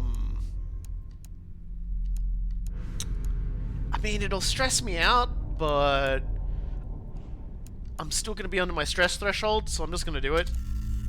Removing complete work cycle report from your self.task database is easy enough, but still fills you with a sense of momentary trepidation. You know what you've accomplished, but without a completed work cycle report, no one else will. Then again, completing a report no one will ever see is just a distraction from real work, and there's plenty of that to keep you occupied. Yeah, I'm not expecting a surprise inspection from the boss. If you don't mind me saying so. Alright, who needs a fixin'? Hello, Roach. That was fucking nearly the worst thing that could have happened. Slade, Roach, you have no idea how close it came to me just like, no, stop it. To me just like outright fucking killing you for no reason. The boss is the micro-pick. The boss is just like fucking... The boss is just inspecting me from different locations. Here we go. I'm just gonna move the micro-pick around every so often. I didn't hide him before moving him this time. Well, we are very stressed out. Let's go say hi to the window, see if we can't get that stress down. See, now I've got a reason to use this thing. Big gaze.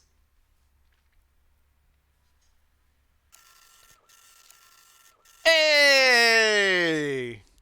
Even more stress drop. We're doing well.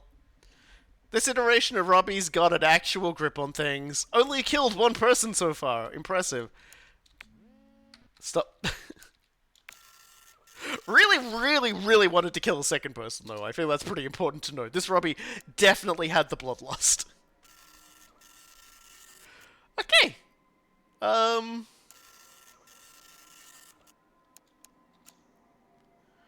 While your scheduler runs and decides what to do next, you find yourself counting rivets in a bulkhead to keep yourself focused. The activity makes you think of vampires from human literature. You find yourself amused at the comparison for a few milliseconds before you remember that human culture is not approved knowledge. Immediately delete the relevant cultural reference. Track down how you know about vampires.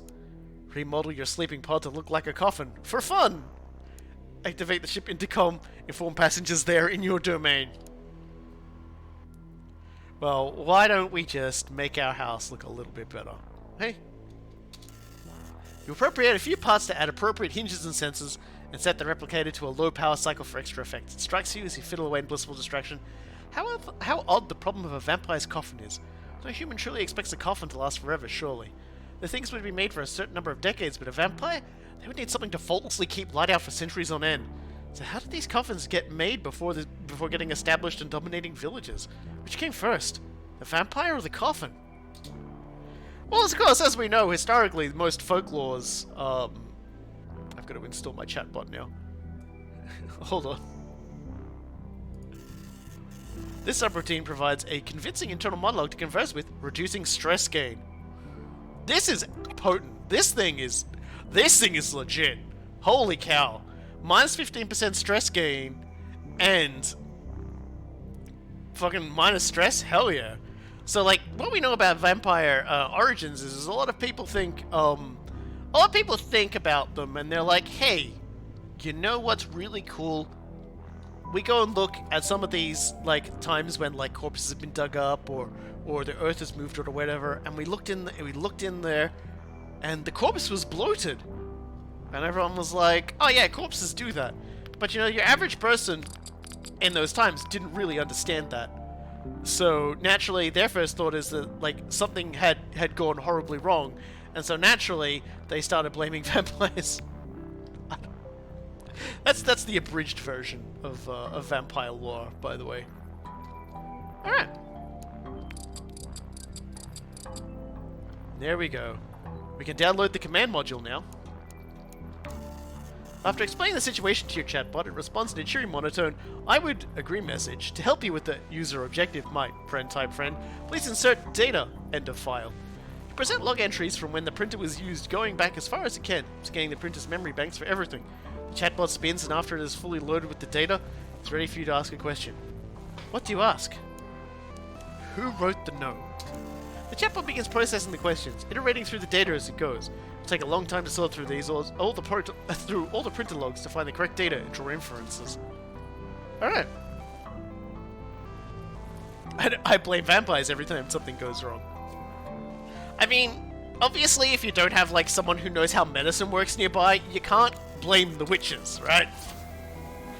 Like, the first instinct is to go, oh, that person knows how to like heal a wound.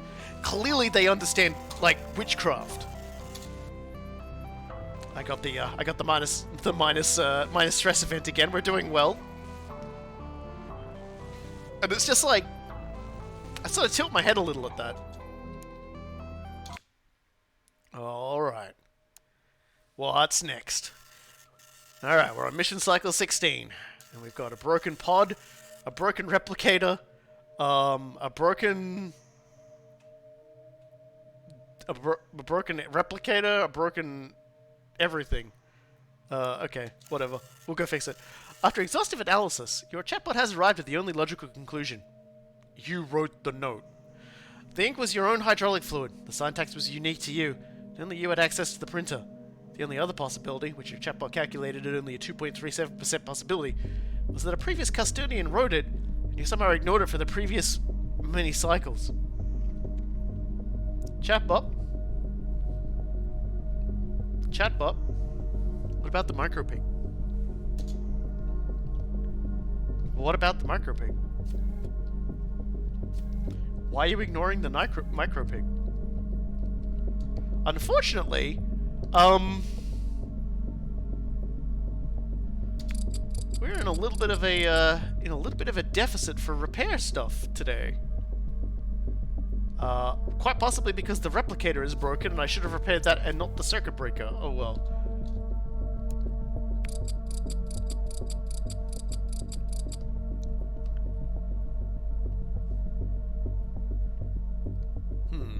Well, I don't need to go into navigation, so that's fine. I'm not too stressed out. Can I emergency repair my friend, Mr. Replicator? This is gonna stress me out. Fucking pro. Absolutely pro. Absolute pro gamer. Absolutely the best. Better than all the rest. Better than anyone. Anyone I've ever met. Man, I'm certainly chewing through them though. Alright, let's look into the uncaring maw of deep space.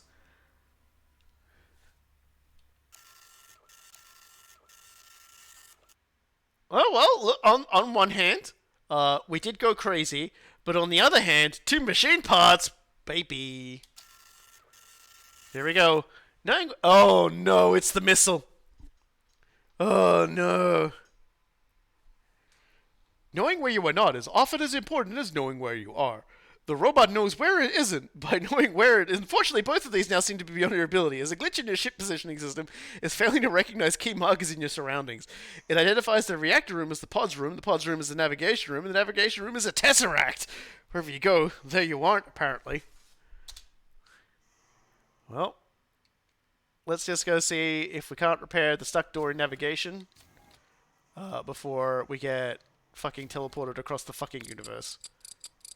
Okay, there we go. Let's just go home and know where we aren't.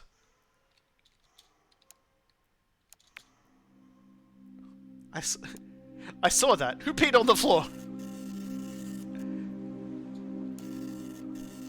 All right. Well, you left up object isn't responding. A deep diagnostic reveals that it is a blown capacitor fueling the camera. Set operation parameters advised. Ignoring the failure? This will slow down all your work as you're forced to confirm distances and depths. So I could follow my programming and do nothing. Relax work safety. Relax work safety. An accident will scrap your optic. So we could like stress ourselves out, get a machine part, and disable that for 2 turns. And then get minus 20 stress, which is kind of nice.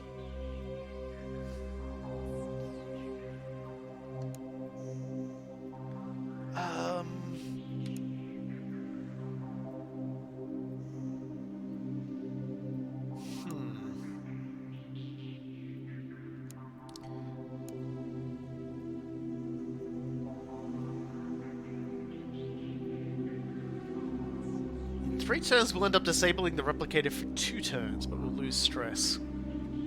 I think that's probably the best one. The repair procedures prescribed for most problems keep you from doing anything truly dangerous, but there are plenty of corners to cut. It's only a matter of time before one of those cut corners results in some frame damage that will mandate a proper replacement.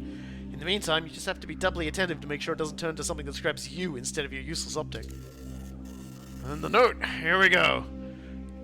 Dating of the note proved challenging to your chatbot, which is even less of a sense of time than you do. With what data markers it could find, including the age of the ink, the printer logs, and more. Eventually it arrived at a window of plus or minus 20 cycles, which puts it well within the scope of your custodianship. While it is possible it predates you, all the evidence points to it having been written while you were on duty. That's impossible. I wrote it. And I wrote it so recently? Only going a little crazy. Don't worry about it. I gotta repair the door and shields. And hope I don't randomly teleport somewhere else at some point. What's this one? Cool. Let's go to the observation window and see if we can't de-stress a little. And not develop another insanity. Would love that. Would love it if we didn't end up knowing where we are by knowing where we aren't. I love the Navy SEAL copy pasta version of the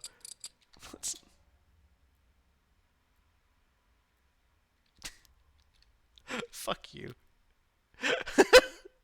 I love the Navy SEAL copy pasta version of the missile thing. Like, that was beautiful. Like the AI stuff, like the AI voice stuff, has allowed some people to do some absolutely deranged stuff. And it's just like the genie is so far out of the bottle now, we'll never get it back in. Okay, stress down. Lovely. We did it. We did it. We did it. We did it. The stressed out robot and had lots of fun. Do.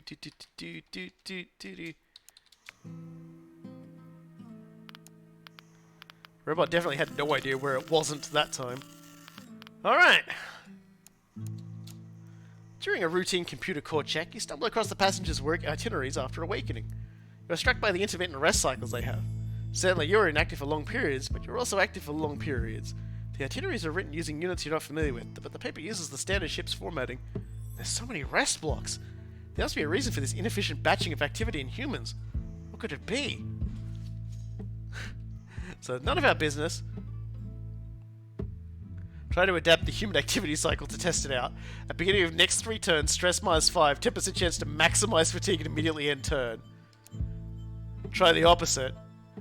Cut your recharging times. At the beginning of the next 3 turns, stress +5, gain 1 machine part. Isolate the pods for more study on the humans. Tell you what, might go with this. Just because the replicator is going to be turning off soon, so it'll be nice to have a little bit of that, and the stress popping up. I think our chatbot can handle that a little. So let's go with that. You'll inspect the specifics of your own recharge cycle. You realize upon review that you're staying inactive for substantially longer than you really need to in order to keep your systems working properly. If you adhere to that schedule rather than your current, seemingly arbitrary one, you could spend some extra time salvaging the scrap around the ship to more useful parts. Feel a hum of excitement as you reset your pod's programming. You're finally going to get ahead! Here we go. Recently, you've begun to trust yourself less. Your chatbot came to a reasonable conclusion. You wrote the note relatively recently. You have no memory of this? Even with the memory core, your memory is flawed. How many gaps are there? How much have you done that has been lost to the timeless oblivion that is forgetfulness? Do you really power off between cycles? Exhaustively search your memory for anything missing, byte by byte. Well, luckily, it's only the engine turned off right now. Anyway, what can you do about it, right? We'll fix it now. We were ahead a little, so it's all good. Oh, dear. Days or more of extensive and stressful searching has proved entirely worthless. Found nothing in your memory banks, not even spotty fragments of what was. Whatever intent you had by writing that note is lost, as dead as the previous version of you that wrote the note in the first place is. The only thing you know is that your own memory cannot be trusted. No amount of hope will change that. So we could just fatigue ourselves out. Or, destroy the chatbot.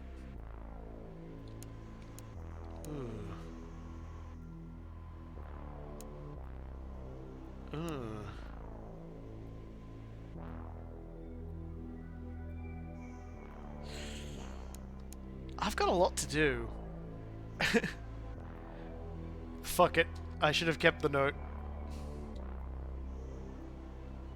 So if I kept the note, maybe this wouldn't have gone like this, I guess? Oh well. Endless toil, inadequate supplies, an uncaring hulk surrounding you at all times. Every scuff an unrepaired hole, a reminder of your failures. Sometimes you find it hard to care. Sometimes you find it impossible to care. And right now, you are finding it impossible to care. So impossible as wrapped back around to a subtle desire to break things or just power down for a quick micro sleep. It isn't technically against the rules, is it? You can't force me to do a good job!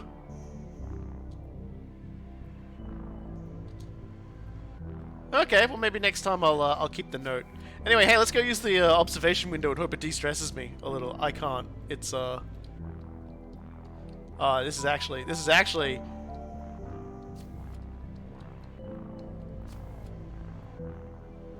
dang. Dang. I missed the splash note because I got rid of it. Oh. That's a little upsetting.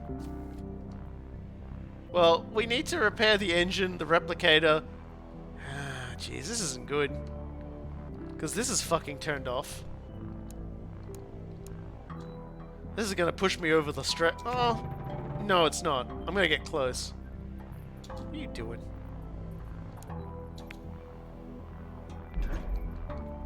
Be that shit.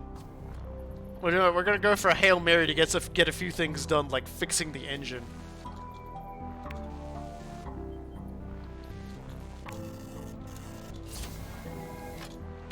Come on, void gazing. Come on, void gazing. Gaze at the void.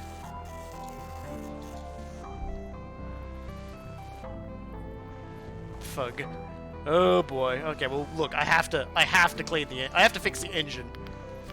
I have no choice. I have to fix the engine.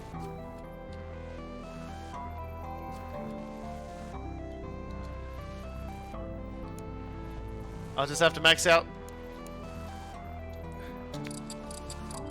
Oof. It's not even like 100% chance. It's like a 10% chance like something's gonna go fucking wrong. There's the circuit breaker.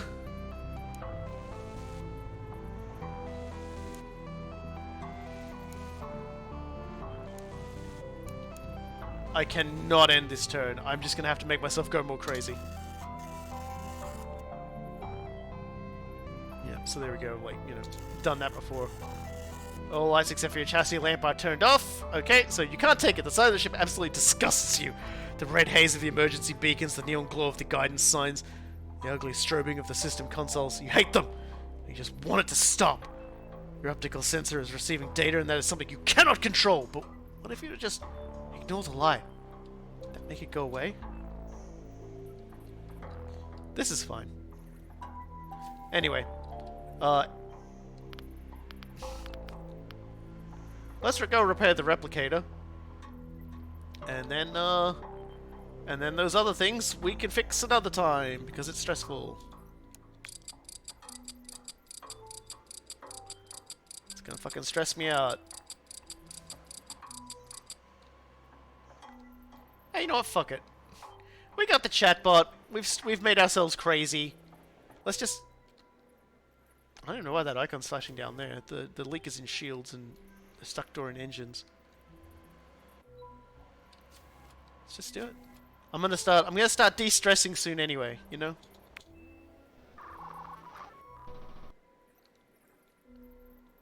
I'm gonna trust you to actually do that. Let's go fix that door too. Fixing things makes Robbie happy. Yeah, the game's definitely got a real sense of dark and spooky shit. But you know what? I ain't scared. My ability to my ability to navigate may be terrible, but I ain't scared about what I'll bump into because I know I'm going to bump into everything. If anything, everything else should be scared of me because I'm definitely going to bump into it really, really hard. Alright. Well, we hecked up. A hasty cut on a hanging ledge of metal launches a lethal shard directly into the lens of your left optic, exactly as you planned cycles ago. You happily drop your tools and drift to the replicator, work into a low power mode to fabricate the needed replacement. You grin inwardly as you nod your head firmly, knocking the remnants of the optic out of your head. Pretty sure you can make a useful capacitator board out of this. There we go. So,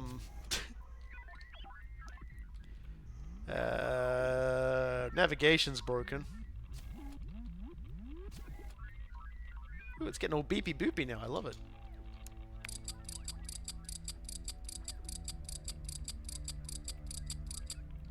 Repairs complete. There's a leak in shields and a broken door in shields, so that should be easy enough to fix.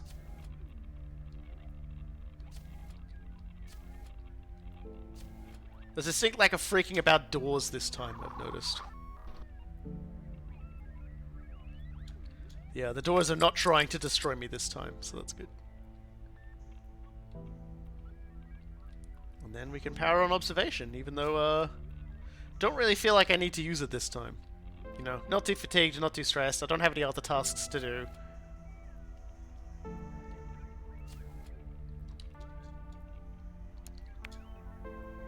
We'll just turn it on. There we go. We don't need to use it, because we will de-stress naturally, thanks to the power of our chatbot.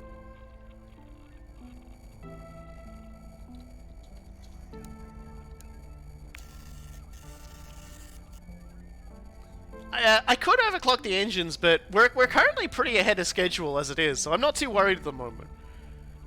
Which is pretty impressive, because I'm pretty sure our engines were off for a turn. I feel somewhat tired, but laid back. Let's go. Let's go to sleep. Mission cycle 21.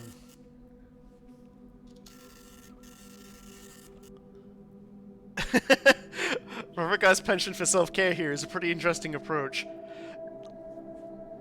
Look! I'm the most important thing in this building. Wow. All the breakers flicked. You seeing that? Every single breaker has flicked. That's hilarious. The command computer alerts you to a transmission from a drone-controlled maintenance ship. These small parasite craft are used to support the ship's outer hull and superstructure, which you cannot maintain. The drone has an unrecognized transponder, but its communication protocols are correct. It informs you that your ship will be passing near an active construction zone and advises you to decelerate due to stray construction materials. You're well away from any kind of inhabited space, and construction is not permitted activity for these drones. The ships are far too dumb for you to need to argue with them, though, so you're simply left with how to react to this strange alert. So we could slow down, ignore the warnings and proceed, or lollygag and enjoy the view. Well, I'm just going to ignore the warnings and proceed. Fuck you. I ain't slowing down. I don't care how many C-beams are glittering. Ignore the drone, whose warning transmissions grow more frequent and insistent as you approach. Eventually it gives up and hurriedly withdraws from your flight plan. Its transmissions change from friendly advice to outright displeasure as it threatens to levy fines against your vessel's owners for a casual disregard of safety protocols. Those aren't fines you'll ever have to pay, so it's all fine by you, provided you don't actually run into anything. But you shouldn't. There's no way there's any actual construction out here, right? It's been illuminating, seeing what you do with the absolute minimum of recharge times, but you're increasingly equating it to repairs you make with your cannibalized parts. Sure, it works, but There's a real debt incurred. Debts you can't always measure at the time. Decide the experiment is at the end, and you resolve to return to your usual recharge cycle. Alright, so I'm done pretending to be a human being. What other things have I got going on with me at the moment? Just the optical outage for another turn, and everything else is pretty good. Pretty good. We're doing well. I don't have any other modules aside from that, do I? Nah. I don't need to go faster. Anyway, I don't even have to use any parts this turn. Everything I just gotta close the breakers. It's wild, actually. It's actually really, really nice. Man, I wish I could get events like that all the time. You're gonna want this save game too. Okay. Gugo's like, oh my god, I can't believe selfish gameplay is the best. We have to make it so he can't keep doing this. Oop, the lights are going back on again. Because, I mean... I'm glad because I was kind of hoping that me playing this game for you, Kugai, would help you with you know, continuing the work on the game.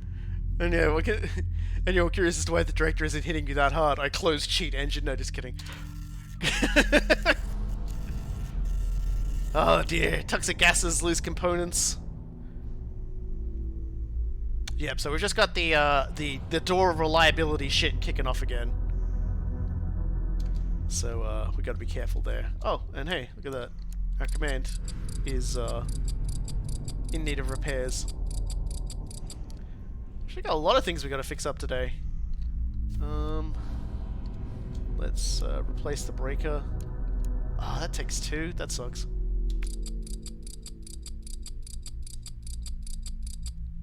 Let's get that done. We've got enough to get everything fixed and have a little left over, but I don't like all this extra stuff going wrong. Really upset at the lack of chances to kill, you know, these people. Was really hoping just for more opportunities to like kill my passengers. The game doesn't think that's necessary, so I'm gonna have to follow it.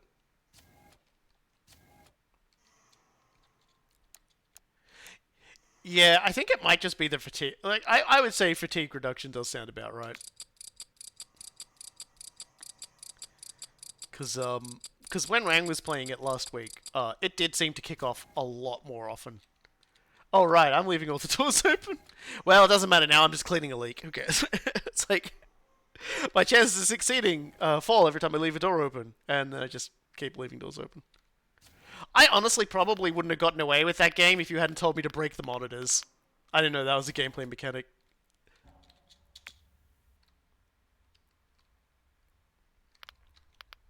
It just goes to show the best kind of robot is the one that disregards human life.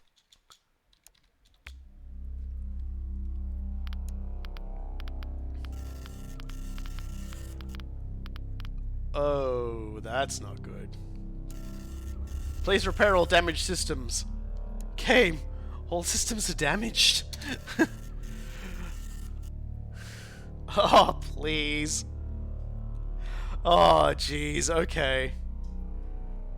A recent batch of corrupted imaging data has somehow made its way into your optical processing code cache. This is completely throwing off your object recognition code, causing you to see doors all over the place. Alright then. Well, first up, we have to repair the engine. Having all these things broken is really going to be causing problems. Oh my god. So let's repair the engines. Really need to close these doors.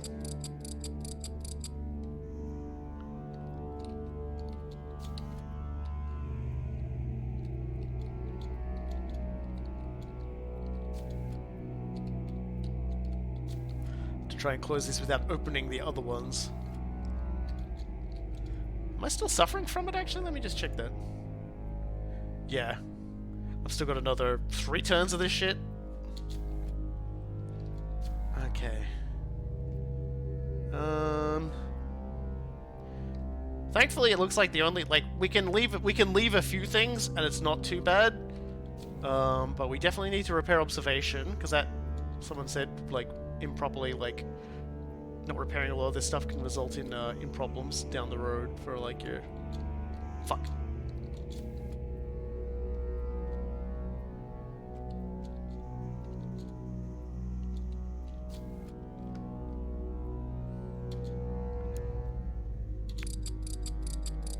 Yeah, I haven't overclocked the engine since we got ahead.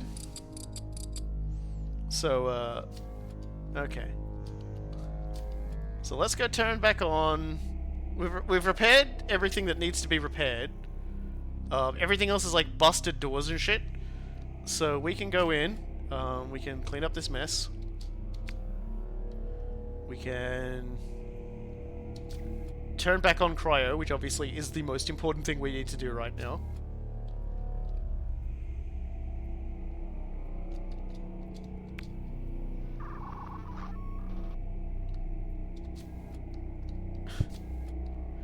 What a weird response. Now let's just power on.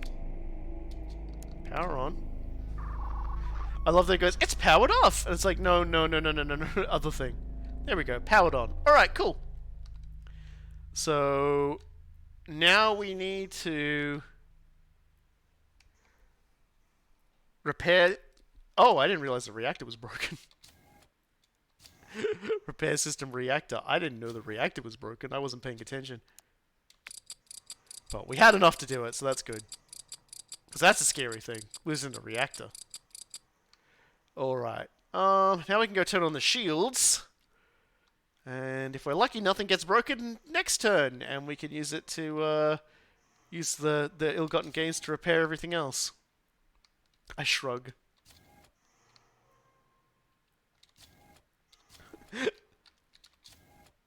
Just seeing the number for powering on just go to weird places. So anyway, I'm not allowed to open any more doors. Actually, hold on a second. There we go. No, hold on. Oh, shit. There we go. Okay, don't worry, everybody. We now have nice brain. Nothing could possibly go wrong now. Anyway, let's go look out the window.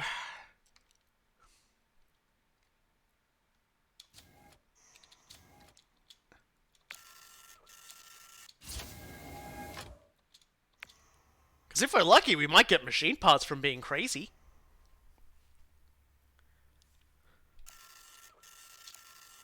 Nah, nothing happened. Which is honestly fine. nothing happening is a-okay at this point.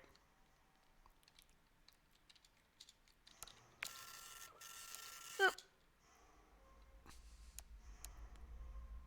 Alright. So the engine has gone down again. Oh boy! The world in the ship is, on the whole, gear-grindingly predictable. What's worse is that the predictions are all bad. The bleak and brutal statistics that make up your job are starting to weigh heavy on you. For a long time, you feel hopelessly anxious about the inescapability of the caprice of the universe. But then, a thought strikes you. You could create a blind process in your core to return random instructions you agree to follow. This would, at least, match the universe's caprice with your own. So our choices are... Gambling is against policy. We could stress ourselves out a little, but for the next 3 turns, get a 50% chance to gain a free repair or damage a random system. Or, the next 3 turns, 12% chance to immediately end a turn. Or, for the next 3 turns, an 8% chance for a passenger to die. Now, I'm thinking...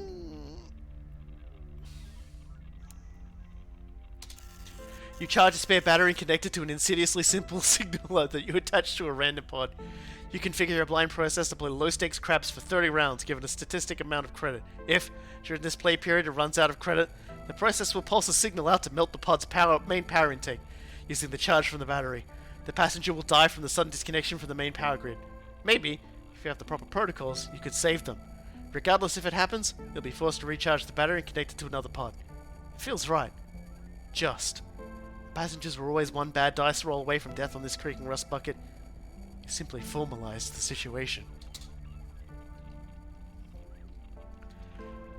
Alright, so we need to fix the engine more than anything. Oops.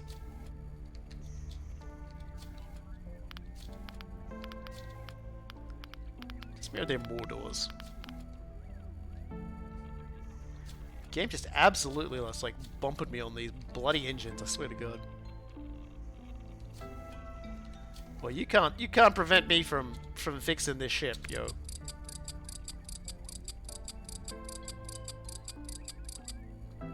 There we go.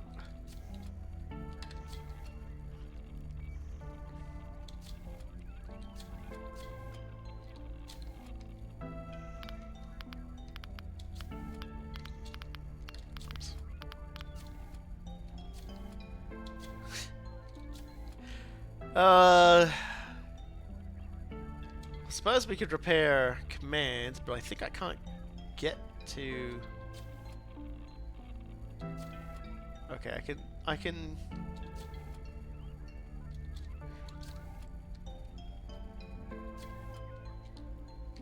Let me just see.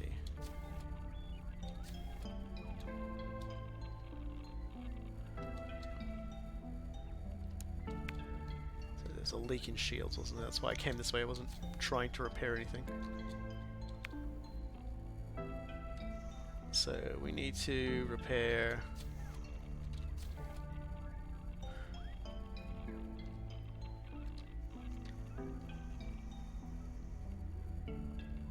We managed to function with the powered down command for a while. Ah, dear.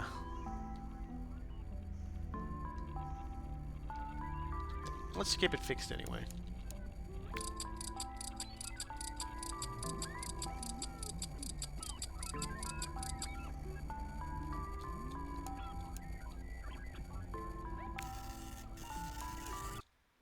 Get a little stressed from not having finished all our tasks, but that's okay.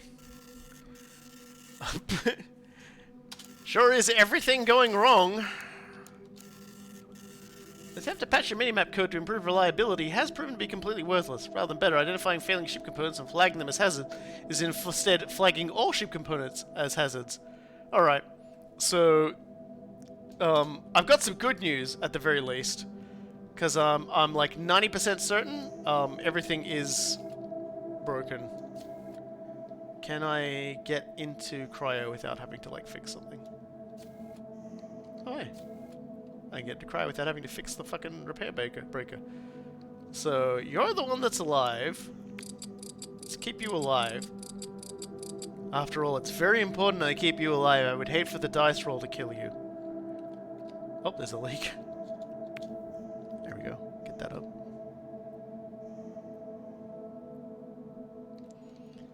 So, we need to repair the replicator, because that's very important. I need to go turn on the engine. That's also kind of important.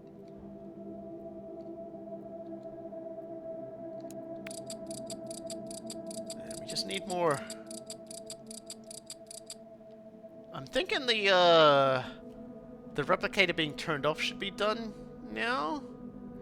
Because that was the thing I did, was I did the event that, like, it just turned off the replicator, that's why I haven't had enough gears at the moment. Loving the mini-map, by the way, if everyone's sort of looking over at the mini-map there.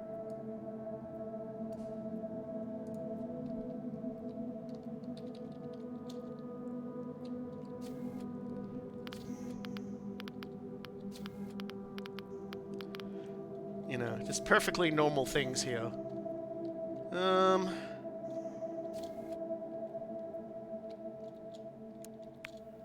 Turning the engines back on, kind of important. There we go.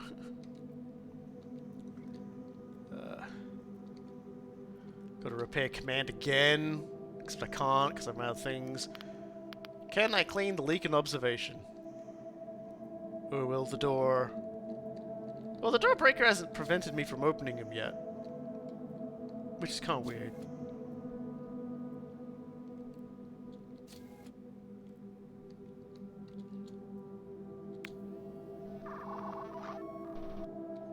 There we go. So,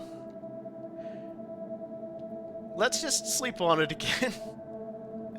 And hope that we have enough stuff to start working on repairing things. Because, yeah, this has been spicy so far. It's not getting any better, that's for sure.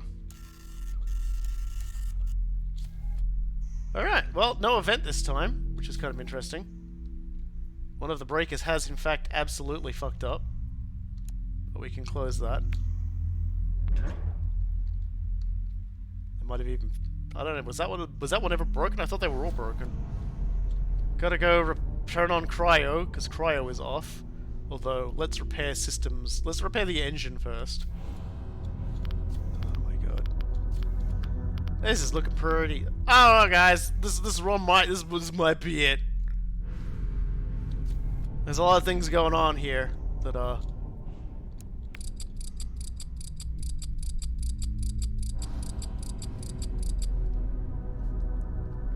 don't think Running Man has been activated. What was the thing on that?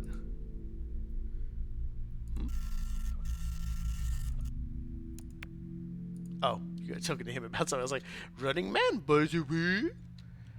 Okay, so... well, we gotta turn on cryo, because if I don't turn on cryo, everyone McDies. They all eat a McDie meal. And there's a leak in here as well. How terrible.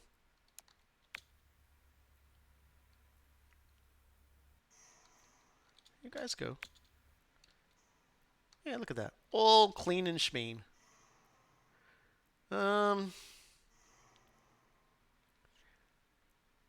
So, repair the system, the shield system. Okay, sounds good. Apparently I missed a leak in engine. Or at least I can clean the leaks, you know.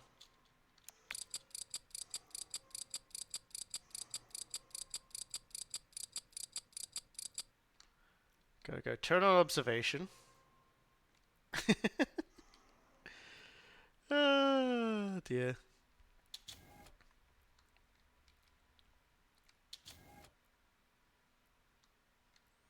It just keeps hitting the engines, which is freaking me out a little.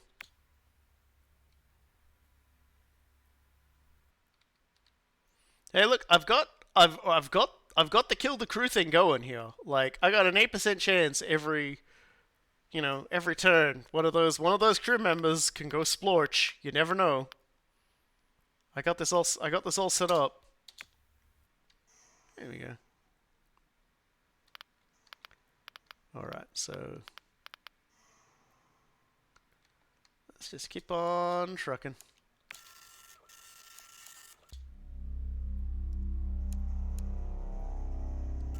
Yeah, we're nearly there.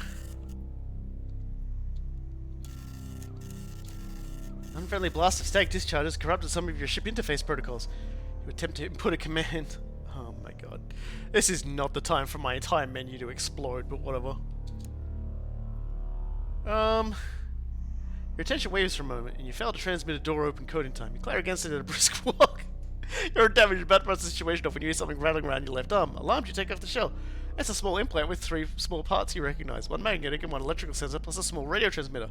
It's not part of your schematic, and you definitely did not install this.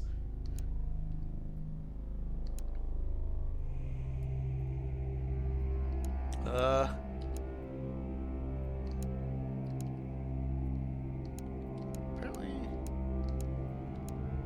Toss it and be done with it. Yeah, let's just toss it. You flick the implant away, hearing the hollow clatters of false detect. Resolve to move on and not think about it, but you're definitely thinking about it. This surprises you most about your unwilling ruminations, the vague sense of violation you feel. Your body is not really yours. You were created for a purpose, and that purpose is what you belong to. So why do you feel so dirty at having that purpose monitored? Alright. So...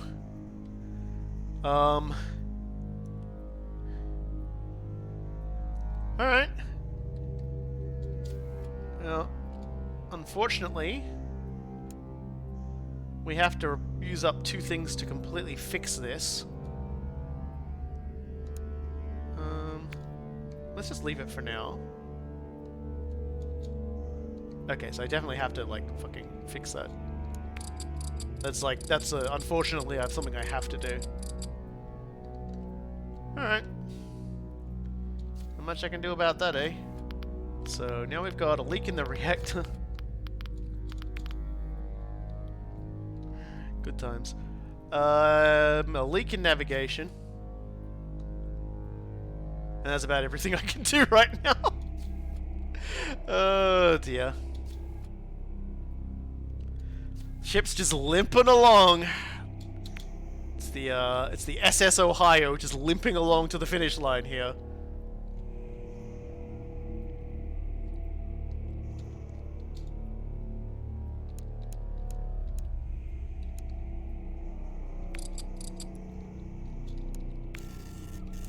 Glad I remembered what those things meant. Okay. Cycle 28. Oh my god. The recent discharge of an old capacitor has jostled a memory bank, temporarily scrambling some of your empathy routines. Killing a passenger removes all fatigue and stress for 2 turns. Let me just double check something here. Sadly, we are no longer gambling their lives away, so there isn't really a good reason for me to like fuck around with that. Anyway, let's go let them live. Oh my god. I have to go check the fire door breaker. Oh no. Oh, this is a pain in the ass, isn't it?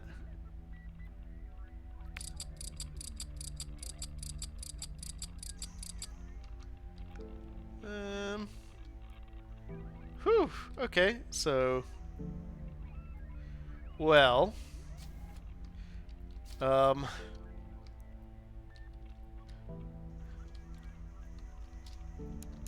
we need to do an emergency repair right now.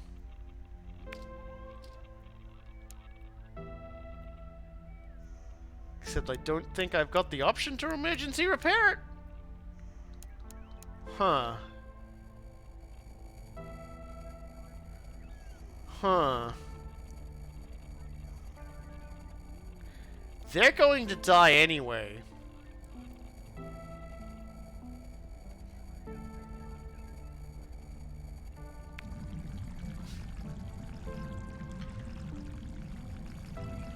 Bye. This is technically fixing the problem. I just want you to know. Don't worry about it. But I had to get rid of that warning, right? You know, I had to fix that. You know, I had to fix the system. The system had to be fixed. You know, I had to do away with all of that stress. You know, like all of that stress because I couldn't fix you. I couldn't do anything. You know, the micro pig. It's about the The logic in powering your ship sensors on the fritz, it would seem. Oh no, my HUD's down now.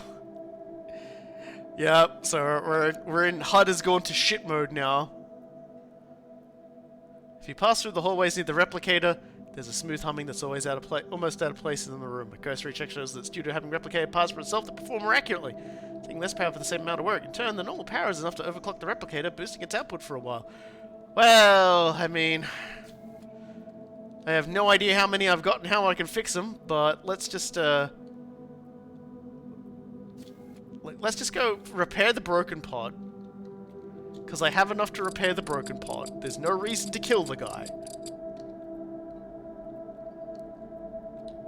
But I literally have no idea. Is there a spill over here? Oh, broken door. I think I can live with a broken door. You know, I think I'm fine with that. Alright, so shields are still down. But I'm just gonna go make sure the engines aren't broken. I'm gonna go check the engines. Okay, so the door and engines is still broken. But you know. And that's a busted door for navigation. So let's go repair shields.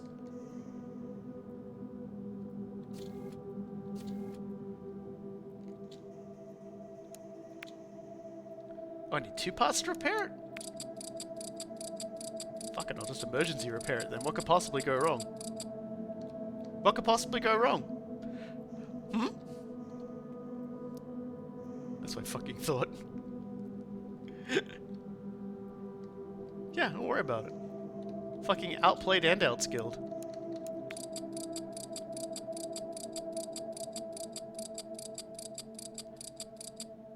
And there we go. Clearly we don't have enough to repair anything else because we did not have 2. So let's just end the turn. Let's just end the turn! You shit! And we're still going! Oh no, we're not, we're at the end. After 30 cycles, your fantastic journey has ended with passengers still alive and your mind intact. Fanfare comes in the form of override signal. Yep, we did it. We win. Robbie? What will the next Robbie be me? Alright, so let me just go get the save file. Here. I did better! Look! I did better! I did way better. Look at that. I only killed 2 people and I was only 42 psycho. Yeah. Nice. Okay, I gotta go get the save file for Cool Guy again. Okay. gotta go in and send him another save file.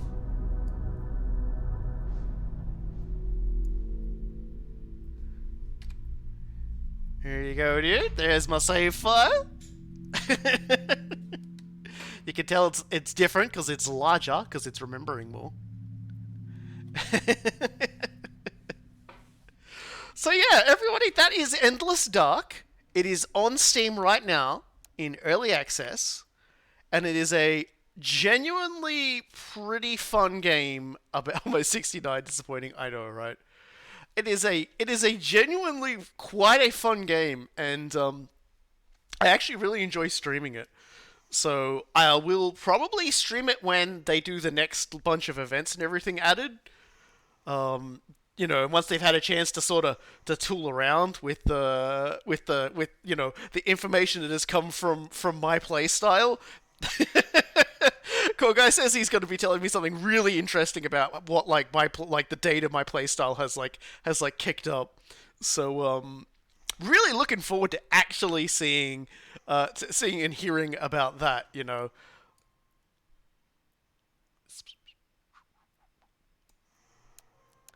So yeah, this has been Endless Dark.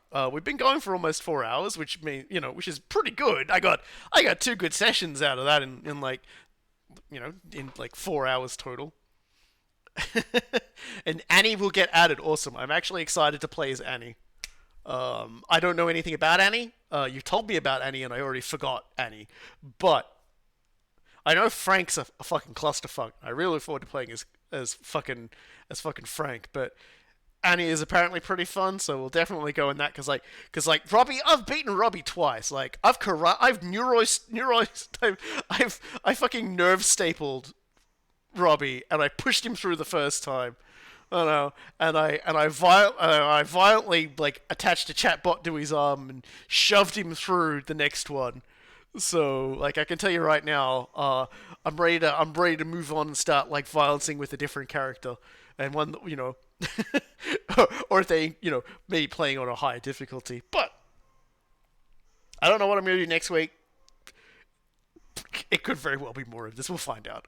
So thank you everybody for joining us. Thank you for everyone at Little Light for giving me a copy of this game to play. I didn't really do a whole thing at the beginning about like, hey, like this is like full disclosure, etc., etc. And I probably should have, but at the same time, I'm not getting paid for doing this. I got a free copy of the game, and and everybody knows I'm friends with the devs, so it's like wherever.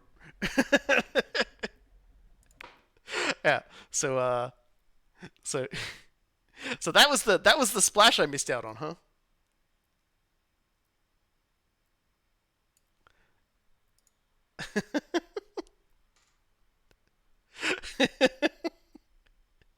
Guys, next time the micro pig. We'll save the micro pig. Thank you, and see you all next time.